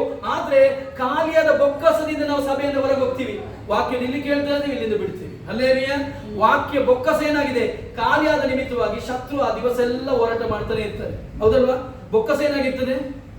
ಒಳಗಿನ ಹೃದಯದ ಬೊಕ್ಕಸ, ಅದಕ್ಕೊಂದು ಚೀಲ ಇದೆ, ಅದಕ್ಕೆ ಹೃದಯದ ಬೊಕ್ಕಸ ಅಂತ ಹೇಳ್ತಾರೆ. ಹೃದಯಕ್ಕೊಂದು ಚೀಲ ಇದೆಯಾ ಇಲ್ವಾ? ವಾಕ್ಯವನ್ನು ತುಂಬಿಸ್ಲಿಕ್ಕೆ, ವಾಕ್ಯದಲ್ಲಿ ಜೀವಿಸ್ಲಿಕ್ಕೆ ಒಂದು ಬೊಕ್ಕಸ ಇದೆ. ಅದನ್ನು ಕೇಳಲ್ಲ ಪಾಸ್ಟ್. ಏನಾದ್ರು ಅಲ್ಲಿ ದೈವೋಕ್ತಿ ಹೇಳ್ತಾರ, ಪ್ರವಾದನೆ ಹೇಳ್ತಾರ, ಇನ್ನೊಬ್ರು ಏನ್ ಹೇಳ್ತಾರೆ, ಇದೆಲ್ಲ ನಮಗೆ ಬೇಕು. ಆದ್ರೆ ವಾಕ್ಯ ಮಾತ್ರ ಒಳಗೆ ಹೋಗಲ್ಲ. ಯಾವ್ದು ಹೋಗಲ್ಲ? ಚಪ್ಪಾಳೆ ಹೋಗುತ್ತೆ, ಖುಷಿ ಆಗುತ್ತೆ, ಬರ್ತ್ಡೇ ಇದ್ರೆ ಸಂತೋಷ, ವೆಡ್ಡಿಂಗ್ ಆನಿವರ್ಸರಿ ಇದ್ರೆ ಸಂತೋಷ, ಎಲ್ಲ ಸಂತೋಷ, ಎಲ್ಲದಕ್ಕೆ ಪ್ರಾಮುಖ್ಯತೆ. ಆದ್ರೆ ವಾಕ್ಯ ಮಾತ್ರ ಬೇಡ ಬ್ರದರ್. ಸಾಕ್ಷಿ ಹೇಳ್ತೀನಿ, ಕಾಣಿಕೆಗೆ ಆಡ್ತೀನಿ, ಇನ್ನೊಂದು ಏನೋ ಮಾಡ್ತೀನಿ, ಇನ್ನೊಂದು ಆಗಾಗ್ತೀನಿ, ಎಲ್ಲವಿದೆ. ಆದ್ರೆ ವಾಕ್ಯ ಮಾತ್ರ ಕೇಳಿಕ್ಕೆ ಇಷ್ಟ ಆಗುತ್ತೆ. ಈಗ ಅವನಿಗೆ ಏನ್ ಬೇಕಾಗಿತ್ತು? ಚಿಲ್ಲರೆನ? ದೇವರ ವಾಕ್ಯನ? ಅವನಿಗೆ ದೇವರ ಪ್ರಸನ್ನತೆ ಅಗತ್ಯವಾಗಿತ್ತು. ಆಮೇಲೆ ಯಾವ ದೇವ ಮಕ್ಕಳಿಗೆ, ದೇವ ಮನುಷ್ಯನಿಗೆ ದೇವ ಪ್ರಸನ್ನತೆ ಅಗತ್ಯವೋ ಅವನನ್ನು ದೇವರು ಇದ್ದಾಗ ಇರ್ಲಿಕ್ಕೆ ಬಿಡುವುದೇ ಇಲ್ಲ. ಹಲ್ಲೆಲೂಯಾ. Praise the Lord. ನಾನು ಹೇಳಿದ ಅರ್ಥ ಆಯ್ತಾ? ಯಾವ ಕುಟುಂಬಕ್ಕೆ, ಯಾರ ಜೀವಿತಕ್ಕೆ ದೇವರ ಪ್ರಸನ್ನತೆ ಅಗತ್ಯ ಇದೆ ಎಂಬುದಾಗಿ ಹೇಳ್ತಾರೋ ಅವರು ಇದ್ದಾಗ ಇರುವುದೇ ಇಲ್ಲ. ಹಲ್ಲೆಲೂಯಾ. ಯಾವ ವ್ಯಕ್ತಿಗಳಿಗೆ ಖಾಲಿ ಆಶೀರ್ವಾದ ಸಾಕಂತ ಹೇಳ್ತಾರೋ ಅವರು ಒಂದು ದಿವಸ ಎಡವಿ ಬೀಳ್ತಾರೆ. Praise God. ಇಲ್ಲಿ ನೋಡಿ, ಗಮನಿಸಿ. ಈಗ ಅವರೆಲ್ಲ ಪಾಪ ಹಿಂಗೆ ದೃಷ್ಟಿಸಿ ನೋಡಿರ್ಬೋದು, ಹತ್ರ ಬಂದು ಏನ್ ಮಾಡಿರ್ಬೋದು? ಹಂಗೆ ನಮ್ಮನ್ನು ನೋಡ್ತಾ ಇದ್ರೆ ಯಾರಾದ್ರೂ ದೂರದಲ್ಲಿ ನಮ್ಮನ್ನು ಅಬ್ಸರ್ವ್ ಮಾಡ್ತಾ ಇರ್ತಾರೆ, ಬ್ರದರ್ ಎಲ್ಲಿ ಹೋಗ್ತಾರೆ, ಈ ಸಿಸ್ಟರ್ ಎಲ್ಲಿ ಹೋಗ್ತಾರೆ, ಯಾರ ಜೊತೆ ಮಾತಾಡ್ತಾರೆ. ಹಲ್ಲೆಲೂಯಾ. ಹೌದಲ್ವಾ? ಹಿಂಗೆ ಅವ್ರ ಕಣ್ಣು ಇಲ್ಲಿ ಹೋಗಲ್ಲ, ಅವ್ರ ಮೇಲೆ ಒಂದು ಕಣ್ಣು ಇಡ್ತಾರೆ. ಹಲ್ಲೆಲೂಯಾ. ಆ ಬ್ರದರ್ ಮೇಲೊಂದು ಕಣ್ಣಿಡ್ಬೇಕು. ಈ ಸಿಸ್ಟರ್, ಆ ಪಾಸ್ಟರ್ ಕಣ್ಣು ಕಣ್ಣಿಟ್ಟಿಡ್ಬೇಕು, ಅಲ್ಲೇ ಕಂಡು ಬೇರೆ ಎಲ್ಲೂ ಹೋಗಲ್ಲ, ಹೌದಲ್ವಾ? ಹಂಗೆ ಪಾಪ ಇವನು ದೃಷ್ಟಿಸಿ ನೋಡ್ತಾ ಹಂಗೇನೆ ಒಂದು ರೌಂಡ್ ಬಂದಿರ್ಬೋದು. ಹಂಗೇನೆ ಕೂತ್ಕೊಂಡು ಏನ್ ಕೊಡ್ತಾರೆ? ಬಸ್ ತೆಗಿತಿದ್ದಾರ, ಬ್ಯಾಗ್ ಏನೋ ತಗೊಂಡ್ಬಂದಿದಾರ. ಲಾಸ್ಟ್ಗೆ ಇವನೊಂದು ಆನ್ಸರ್ ಮಾಡಿದ, ಏನ್ ಗೊತ್ತಾ? 500 ರೂಪಾಯಿ ಕೊಡ್ತೀನಿ ನೋಡಪ್ಪ ಅಂತ ಹೇಳಿದ್ನ. ಮತ್ತೇನ್ ಹೇಳ್ತಿದ್ದಾರೆ ನೋಡಿ, ಬೆಳ್ಳಿ ಬಂಗಾರವಂತೂ ನಿರೀಕ್ಷೆ ಮಾಡಿದ ವಿಷಯ ಅಲ್ಲಿ ಸಿಕ್ಲಿಲ್ಲ ಅವನಿಗೆ. ಬೆಳ್ಳಿ ಬಂಗಾರವಂತೂ ಆಮೇಲೆ ಸಭೆ ನಮಗೆ ದೇವರು ಕೊಟ್ಟಿದ್ದನ್ನು ಕೊಡ್ಲಿಕ್ಕೆ ದೇವರು ಕೊಟ್ಟದ್ದು. ಹಲ್ಲೆಲೂಯಾ. ಅಲೋ ಏನ್ರಿ ಪಕ್ಕದವರಿಗೆ? ಸಭೆ ಆಶೀರ್ವಾದವನ್ನು ಕೊಡ್ಲಿಕ್ಕಲ್ಲ, ಲೌಕಿಕವಾದ ಸಂಪತ್ತನ್ನು ಮಾತ್ರ ಕೊಡ್ಲಿಕ್ಕಲ್ಲ, ನೀನು ದೇವರ ವಾಕ್ಯದಿಂದ ಹೊಂದಿದ ಅನೇಕರಿಗೆ ಕೊಡ್ಬೇಕು. ನೀನು ದೇವರ ಆತ್ಮನಿಂದ ಏನು ಹೊಂದಿದ್ಯೋ ಅದನ್ನು ಅನೇಕರಿಗೆ ಕೊಡ್ಬೇಕು. ಬೇರೆ ನಿಮ್ಮಲ್ಲಿ ಸಂತೋಷವಿದ್ರೆ ನೀವು ಮಾತಾಡುವಾಗ ಅನೇಕರ ಹೃದಯದಲ್ಲಿ ಸಂತೋಷ ಬರ್ತದೆ. ನಿಮ್ಮಲ್ಲಿ ಸಮಾಧಾನ ಇದ್ರೆ ನೀವು ಮಾತಾಡುವಾಗ ಅನೇಕರಿಗೆ ಸಮಾಧಾನ ಬರ್ಬೋದು. ಅವ್ರು ಎಷ್ಟೇ ದುಃಖರಾಗಿ ಒಂದು ಸಿಸ್ಟರ್ ಬ್ರದರ್ ಅಲ್ಬೇಡ ಅಂತ ಹೇಳಿದ್ರು ಕೂಡ ಅವರ ಒಳಗಿರುವಂತಹ ಮನಸ್ಸು ಅವರ ಒಳಗಿರುವಂತ ಎಲ್ಲ ಪರಿಸ್ಥಿತಿಗಳನ್ನು ನೀಗಿಸ್ತದೆ. ಎಷ್ಟನ್ನು ನಂಬ್ತೀರಾ? ನಿಮ್ಮಲ್ಲಿ ತಲೆನೋವು ನಿಮ್ಮೊಳಗೆ ತಲೆನೋವು ಇದ್ರೆ ಅವ್ರಿಗೂ ತಲೆನೋವು ಬರ್ಬೋದು. ಅಲ್ಲೇಲಿಯ ನೀವು ಟೆನ್ಷನ್ ಪಾರ್ಟಿ ಆದ್ರೆ ಅವರು ಟೆನ್ಷನ್ ಪಾರ್ಟಿ ಆಗ್ಬೋದು. ಅದಕ್ಕೆ ಪೇತ್ರ ಯೋಹಾನರು ಏನಾಗಿದ್ರು, ವಾಕ್ಯದಲ್ಲಿ ತುಂಬಲ್ಪಟ್ಟ ನಿಮಿತ್ತವಾಗಿ ನಮ್ಮಲ್ಲಿ ಇರುವುದನ್ನು ನಿನಗೆ ಕೊಡ್ತೇನೆ. ಅವನ ನಿರೀಕ್ಷೆ ಏನ್ ಮಾಡಿದ್ದು? ಪರ್ಸನ್ ಏನಾದ್ರು ಕೊಡ್ಬಹುದು, ಬ್ಯಾಗಿಂದ ಏನಾದ್ರು ಕೊಡ್ಬಹುದು, ಏನಾದ್ರು ಸಿಗ್ಬಹುದು. ಅದಕ್ಕೆ ಆಲ್ರೆಡಿ ಹೇಳಿಬಿಟ್ರು, ಚಿನ್ನ ಬೆಳ್ಳಿ ಬಂಗಾರವಂತೂ ನನ್ನಲ್ಲಿಲ್ಲ, ಏನ್ ಕೊಡ್ತಾನಂತೆ? ಅಲ್ಲೋ ಏನ್ ಆಮೇಲೆ ಸಭೆ ದೇವರ ವಾಕ್ಯ ದೇವರಲ್ಲಿ ಇರುವುದನ್ನು ನಮಗೆ ಕೊಡ್ಲಿಕ್ಕೆ ಕರ್ತದೆ. ಹಲ್ಲೇಲೂಯಾ.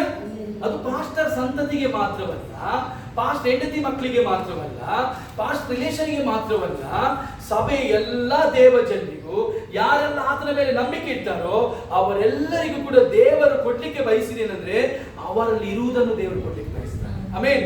ಆದರೆ ದೇವರು ಇವತ್ತು ನಮ್ಮೊಳಗೆ ಕೇಳುವಂಥದ್ದು, ನಿನ್ನ ಒಳಗೆ ಇರುವುದೇನು? ಹಲ್ಲೇಲೂಯಾ. ನಿನ್ನ ಒಳಗೆ ಇರುವುದು ನೀನು ಬೇರೆ ಕೊಟ್ರೆ ನನ್ನಲ್ಲಿ ಇರುವುದನ್ನು ನೀನೇ ಕೊಡ್ತೀನಿ. ಎಷ್ಟು ಜನ ನಂಬ್ತಾ ಇದ್ದೀರಾ? ನಮ್ಮಲ್ಲಿ ಇರುವುದನ್ನು ನಾವು ಅನೇಕರಿಗೆ ಕೊಡದೆ ಹೋದ್ರೆ ದೇವರಲ್ಲಿ ಇರುವುದನ್ನು ದೇವರು ನಮಗೆ ಹೇಗೆ ಕೊಡ್ಲಿಕ್ಕೆ ಸಾಧ್ಯ? ಹಲ್ಲೇಲೂಯಾ. ಕೊಂಬೆಯೊಂದಿಗಿದ್ದಂತ ಬಳ್ಳಿ ಫಲ ಕೊಡದೆ ಹೋದ್ರೆ ಕೊಂಬೆ ಏನ್ ಮಾಡ್ತದೆ? ಏನು ಮಾಡ್ಲಿಕ್ಕೆ ಸಾಧ್ಯವಿಲ್ಲ. Praise God. ನಾವು ಅನೇಕರಿಗೆ ಆಶೀರ್ವಾದವಾಗದಿದ್ರೆ ದೇವರು ನಮಗೆ ಹೇಗೆ ಆಶೀರ್ವಾದವಾಗಲಿಕ್ಕೆ ಸಾಧ್ಯ? ನಾವು ಎಲ್ಲದರಲ್ಲಿ ಕೊರತೆಯನ್ನೇ ಹುಡುಕ್ತಾ ಇದ್ರೆ, ಕೊರತೆಯನ್ನೇ ಮಾತಾಡ್ತಾ ಇದ್ರೆ, ಕೊರತೆಯನ್ನೇ ಹೇಳ್ತಾ ಇದ್ರೆ, ನನ್ನ ಜೀವನ ಇಷ್ಟೇ, ನನ್ನ ಹಣೆ ಬರ ಇಷ್ಟೇ, ನನ್ನ ಜಾತಕ ಇಷ್ಟೇ. ನಮ್ಮ ಅಮ್ಮ ಹೇಳ್ತೀರಿ ಗೊತ್ತಾ, ಚಿಕ್ಕ ಮಗು ಇರುವಾಗ ನಮ್ಮ ಉದ್ಧಾರನೇ ಆಗಲ್ಲ, ಅದನ್ನು ಬೇರೆ ಸಂದೇಹ ಹೇಳ್ತಾರೆ. Praise God. ಯಾರೋ ಒಬ್ಬರು ತಾತಪ್ಪ ಬಂದು ಹಿಂಗೆ ಹೇಳಿದ್ರು, ಯಾರೋ ಸ್ವಾಮಿ ಬರುವಾಗ ಹೇಳಿದ್ರು. ನಾವು ನೆಗೆಟಿವೇ ಹೇಳೋದು ಕೆಲವು ಸರಿ. ನನ್ನ ಮಗಳು ಹಿಂಗೆ ಅಂತ ಹುಟ್ಟಿದ್ದು, ಅವ್ರು ಹುಟ್ಟಿದ ಮೇಲೆ ಕೆಲಸ ಹೋಯ್ತಂತೆ, ಗೌರ್ಮೆಂಟ್ ಜಾಬ್ ಹೋಯ್ತು, ಹಂಗ ಅದನ್ನೇ ಹೇಳಿಕ್ಕೆ ಇಷ್ಟಪಡ್ತೀವಿ ಹೊರತು ಒಳ್ಳೇದು ಯಾವುದು ಏನಂತ ನಾವೇ ಅರಿಕೆ ಮಾಡುದು, ನಾವೇ ಪ್ರೆಗ್ನೆಂಟ್ ಆಗುದು, ನಾವೇ ಡೆಲಿವರಿ ಆದ ಹಾಗೆ ನಾವೆಲ್ಲ ಮಾತಾಡೋದು, ಮತ್ತೇನಾಗುದು ನಮ್ಮಲ್ಲಿ ಅದು ಡೆಲಿವರಿ ಆಗುತ್ತೆ ಎಲ್ಲ ಕೂಡ. ಅರ್ಥ ಆಯ್ತಾ ನಿಮಗೆ? ನಾವು ಏನನ್ನು ನುಡಿತಾ ಇರ್ತೀವಿ, ನಾವು ಪ್ರೆಗ್ನೆಂಟ್ ಆಗ್ತಾ ಇದ್ದಾಗೆ ಅರ್ಥ ಆಯ್ತಾ? ಒಂದು ದಿವಸ 9 ತಿಂಗಳಾದ ಮೇಲೆ ತಾಯಿಗೆ ಡೆಲಿವರಿ ಆಗ್ತೇವೆ, ನಾವೆಲ್ಲ ನುಡಿದದ್ದು ನಾವೇ ಡೆಲಿವರಿ ಆಗ್ತೇವೆ. ಅಲ್ಲಿ ಅದಕ್ಕೆ ವಾಕ್ಯ ಜೀವ ಮರಣ ನಾಲಿಗೆಯ ವಶ, ವಚನ ಪ್ರಿಯನು ಅದರ ಫಲವನ್ನು ಅನುಭವಿಸುವರು. ಆಮೇನ್. ಆಗ ನೀನು ವಚನವ ಅಲ್ಲದ ವಿಷಯಗಳನ್ನು ಹೇಳ್ತಾ ಅಲ್ಲ ನಂಬ್ತಾ ಇದ್ರೆ ಅದೇ ಡೆಲಿವರಿ ಆಗ್ತದೆ. ಹಲ್ಲೇಲೂಯಾ. ಇವನು ಇಷ್ಟು ದಿವಸ ಯಾಕೆ ಹಿಂಗೆ ಭಿಕ್ಷುಕನಾಗಿ ಕಾರಣ ಗೊತ್ತಾ? ಡೈಲಿ ಚಿಲ್ಲರೆ ಹುಡುಕ್ತಾ ಇದ್ದ. ಡೈಲಿ ಏನ್ ಮಾಡ್ತಿದ್ದ? ಚಿಲ್ಲರೆ. ಏನಾದ್ರು ಚಿಲ್ಲರೆ ಬುದ್ಧಿ ನೋಡಿ, ಚಿಲ್ಲರೆ ಹುಡುಕ್ತಾ ಹುಡುಕ್ತಾ ಹುಡುಕ್ತಾ ಹುಡುಕ್ತಾ ಹುಡುಕ್ತಾ ಇಲ್ಲಿ ಕೂಡ ನಿರೀಕ್ಷೆ ಮಾಡಿದೇನಂದ್ರೆ ಏನಾದ್ರು ಸಿಗ್ತದೆ, ಏನಾದ್ರು ಸಿಗ್ತದೆ. ಅವನ ಪರಿಸ್ಥಿತಿಗಳ ಮೇಲೆ ಅವರಿಗೆ ಚಿಂತೆ ಇಲ್ಲ, ಅವನು ಡೆವಲಪ್ಮೆಂಟ್ ಆಗ್ಬೇಕಂತ ಅವ್ರಿಗೆ ಕಾರ್ಯ ಇಲ್ಲ, ನಾನು ಸ್ವಸ್ಥ ಚಿತ್ತನಾಗಿ ನಡಿಬೇಕಂತ ಅವ್ರಿಗೆ ಯೋಚನೆ ಇಲ್ಲ. ತುಂಬಾ ಜನರಿಗೆ ಸ್ಪಿರಿಚುವಲ್ ಅಲ್ಲಿ ಚಿಕ್ಕದನ್ನು ಬಯಸ್ತಾರೆ. ಏನನ್ನು ಬಯಸ್ತಾರೆ? ನನಗೆ ಜಾಬ್ ಸಿಕ್ಕಿದ್ರೆ ಸಾಕು, ನನ್ನ ಮಗಳಿಗೆ ಮದುವೆ ಆದ್ರೆ ಸಾಕು, ನನ್ನ ಮಗ ಫಾರಿನ್ಗೆ ಹೋದ್ರೆ ಸಾಕು, ಮತ್ತೆ ಹೇಳ್ರಿ ನನ್ನ ಮಗಳಿಗೆ ಸ್ಕೂಲ್ಗೆ ಫೀಸ್ ಸಿಕ್ಕಿದ್ರೆ ಸಾಕು, ನನ್ನ ಮಗನ ಹೊಟ್ಟೆನ ಹೋದ್ರೆ ಸಾಕು, ನನ್ನ ಕಿಡ್ನಿ ಸರಿಯಾದ್ರೆ ಸಾಕು. ತುಂಬಾ ಇದೆ ನಮಗೆ ಅಲ್ವಾ ಹೇಳಿಕೊಳ್ಳಿಕ್ಕೆ, ತುಂಬಾ ಇದೆ. ಆದ್ರೆ ನಾವು ಏನು ನಿರೀಕ್ಷೆ ಮಾಡೋದಿಲ್ಲ, ದೊಡ್ಡ ಕಾರ್ಯಗಳನ್ನು ದೇವರಿನ ನಿರೀಕ್ಷೆ ಮಾಡೋದು. ದೇವರೇ ನಾನು ಯಾವಾಗಲೂ ಆತ್ಮಿಕದಲ್ಲಿ ಬೆಳೆದಂತ ಸಸ್ಯ ಆಗಿರ್ಬೇಕು, ನನ್ಗೆ ಯಾವಾಗಲೂ ಸ್ಪಿರಿಚುವಲ್ ಡೆವಲಪ್ಮೆಂಟ್ ಆಗ್ಬೇಕು, ಯಾವಾಗಲೂ ನನ್ನಲ್ಲಿ ಕೊರತೆ ಇಲ್ಲದ ಹಾಗೆ ಒಂದು ಹೊರತೆಯಾದ ಬುಗ್ಗೆ ಆಗಿರ್ಬೇಕೆಂಬುದಾಗಿ ನಾವು ಯೋಚನೆ ಮಾಡಲ್ಲ. Praise God. ಅದು ಒಂದು ರೌಂಡ್ ತಿರುಗಿದ್ರು ಏನೇ ಮಾಡಿದ್ರು ಅವ್ರು ಫೈನಲ್ ಒಂದು ಮಾತು ಹೇಳಿದ್ರೆ, ಚಿನ್ನ ಬೆಳ್ಳಿ ನಮ್ಮಲ್ಲಿ ಇಲ್ಲ, ನಮ್ಮಲ್ಲಿ ಇರುವುದನ್ನು ನಿಮಗೆ ಕೊಡ್ತೇನೆ. ಈಗ ಯೋಚನೆ ಬರ್ಬೋದು ಅವ್ರಿಗೆ, ಇನ್ನು ಏನಿರ್ಬೋದು ಇವ್ರ ಜೊತೆ, ಲೋಕ ನಮ್ಮಳಿಗೆ ಎದುರು ನೋಡ್ತಾ ಇದೆ, ಇನ್ನು ಏನಿರ್ಬೋದು ಈ ಪಾಸ್ಟ್ಗಳ ಜೊತೆ, ಇನ್ನು ಏನಿರ್ಬೋದು ಇವ್ರ ಮಕ್ಕಳು ಪ್ರಾರ್ಥನೆ ಅದು ಇದು ಅಂತೇಳಿ ಬಿಲ್ಡಿಂಗ್ ಅಲ್ಲಿ ಪ್ರೇಯರ್ ಮಾಡ್ತಾರೆ, ಬೊಪ್ಪೆ ಹೊಡಿತಾರೆ, ಅಲ್ಲಿ ಇಲ್ಲಿ ಕೂಡ್ತಾರೆ, ಎಲ್ಲಾ ಕಡೆ ಹೋಗ್ತಾರೆ, ಏನ್ ಮಾಡ್ತಾರೆ, ಏನ್ ಇವ್ರಿಂದ ಇವ್ರಿಗೆ ಏನ್ ಸಿಗ್ತದೆ ಎಂಬುದಾಗಿ ಜನಗಳು ಎದುರು ನೋಡ್ತಾ ಇದ್ದಾರೆ, ಯೋಚನೆ ಮಾಡ್ತಾ ಇದ್ದಾರೆ ನಮ್ಮ ಕುರಿತು. ಏನಕ್ಕೆ ಇವರು ಹೋಗ್ತಾ ಇದ್ರೆ, ಏನಕ್ಕೆ ಪ್ರೇಯರ್ ಮಾಡ್ತಾರೆ, ಎಷ್ಟು ಹೊಡೆತ ತಿಂದ್ರು ಅಷ್ಟೇ, ಏನೇ ಮಾಡಿದ್ರು ಅಷ್ಟೇ, ಏನಕ್ಕೆ ಇವ್ರಿಗೆ ಬುದ್ಧಿ ಬರ್ತಾ ಇಲ್ಲ ಎಂಬುದಾಗಿ ಜನರು ನೋಡ್ತಾ ಇದ್ದಾರೆ. ಆದ್ರೆ ನಾವು ಯಾರ ಮೇಲೆ ದೃಷ್ಟಿ ಇಟ್ಟಿದ್ದೇವೆ, ಯಾರು ನಮ್ಮವನ ಎಂಬುದಾಗಿ ನಾವು ಮರೆತು ಬಿಟ್ಟಿದ್ದೇವೆ. ಹಲ್ಲೇಲೂಯಾ. ಇಲ್ಲಿ ಗಮನಿಸಿ, ಮುಂದಿನ ವಾಕ್ಯ ಹೇಳ್ತದೆ, ನಜರೇತಿನ ಯೇಸು ಕ್ರಿಸ್ತನ ಹೆಸರಿನಲ್ಲೇ ಎದ್ದು ನಡೆದಾಡು ಎಂದು ಹೇಳಿ ಅವನನ್ನು ಬಲಗೈ ಹಿಡಿದು ಎತ್ತಿದನು. ಇದುವರೆಗೂ ಎತ್ತಲಿಕ್ಕೆ ಒಬ್ಬನೇ ಇರಲಿಲ್ಲ. ಪ್ರಿಯರೇ, ನಮ್ಮನ್ನು ದೇವರು ಕರೆದದ್ದು ಅನೇಕರು ಎತ್ತುವುದಕ್ಕಾಗಿ. ಆಮೇಲೆ ಎಲ್ರಿ ಪಕ್ಕದವರಿಗೆ ಎಲ್ರಿ, ಯಾರನ್ನು ಕೆಳಗಾಕ್ಲಿಕ್ಕಲ್ಲ, ಯಾರನ್ನು ನಷ್ಟಪಡಿಸ್ಲಿಕ್ಕಲ್ಲ, ಯಾರ ಕುರಿತು ಮಾತಾಡ್ಲಿಕ್ಕಲ್ಲ. ದೇವರು ಬಿದ್ದು ಹೋದಂತ ಅನೇಕರು ಎತ್ತಲಿಕ್ಕೆ ಕರೆದದ್ದು.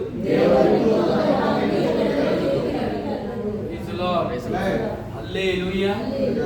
ಹಾಗಾದ್ರೆ ನಮ್ಮನ್ನು ಯಾರನ್ನು ಮೇಲೆ ಎದ್ದು ಬಂದ್ರೆ ಹೊಡಿತೀನಿ ಅಂತ ಹೇಳಿ ಕರೆದದ?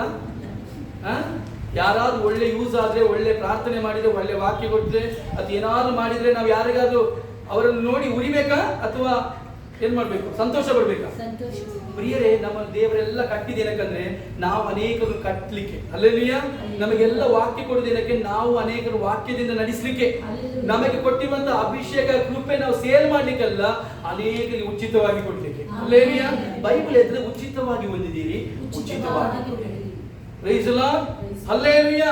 ಇಲ್ಲಿ ದೇವರ ವಾಕ್ಯ ಹೇಳ್ತದೆ, ಅವರು ಹೇಳಿದ ತಕ್ಷಣವೇ ನಮ್ಮಲ್ಲಿ ಇರುವುದನ್ನು ನಿಮಗೆ ಯಾವಾಗ ಕೊಡ್ತೀನಿ ಎಂಬುದಾಗಿ ಹೇಳಿದ. ಅವರಿಗೆ ಇದುವರೆಗೂ ಅಲ್ಲಿ ತನಕ ಮಿರಕಲ್ ಯಾವ್ದಾದ್ರು ಆಗಿತ್ತ? ಪೇತ್ರ ಯೋಹನನ ಮೂಲಕವಾಗಿ ಆಗಲಿಲ್ಲ. 3ನೇ ಅಧ್ಯಾಯದಲ್ಲಿ ಫಸ್ಟ್ ಮಿರಕಲ್ ಆದದ್ದು. ಅವನಿಗೆ ಗೊತ್ತಿತ್ತು ಅವನ ಒಳಗಿರುವುದು ಏನು. ನನ್ನಲ್ಲಿ ನನಗೆ ಗೊತ್ತಿರಬೇಕು, ನಿಮ್ಮಲ್ಲಿ ನಿಮಗೆ ಗೊತ್ತಿರಬೇಕು. ನನ್ನಲ್ಲಿ ಆಶೀರ್ವಾದ ಬುಗ್ಗೆ ಇದೆ. ಆಶೀರ್ವಾದ ಅಲ್ಲ, ಆಶೀರ್ವಾದ ಬುಗ್ಗೆ ಇದೆ.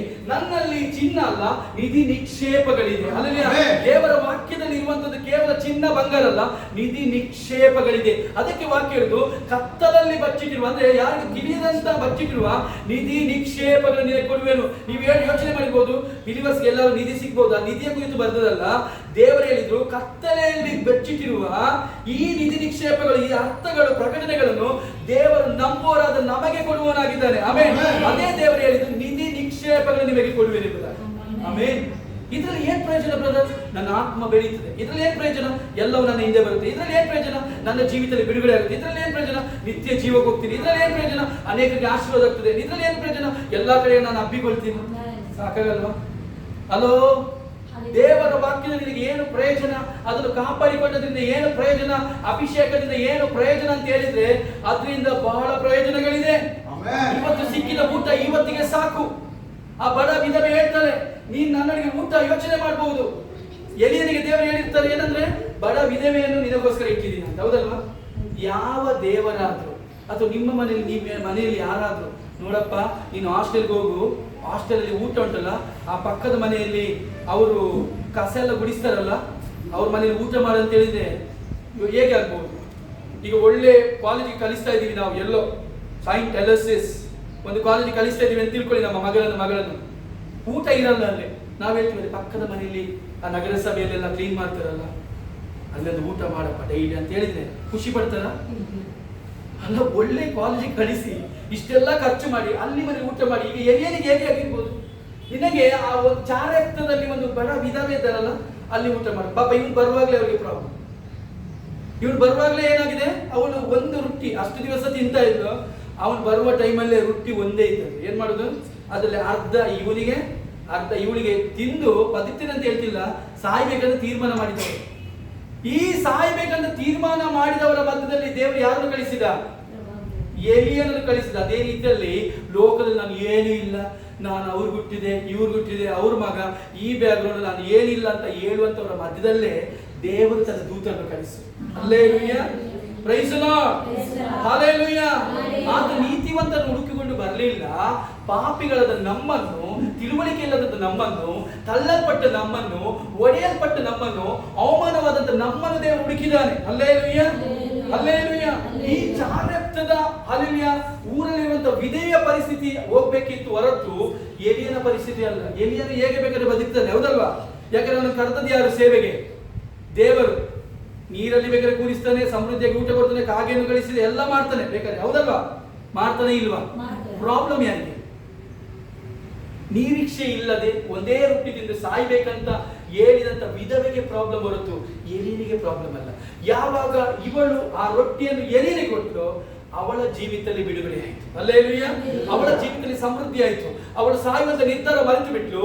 ಅವಳ ಆತ್ಮದ ದೇವರಿದ್ದಾರೆ ಎಂಬುದಾಗಿ ನಿರೀಕ್ಷೆ ಮಾಡಿದವರಾಗಿ ಇರುವುದು.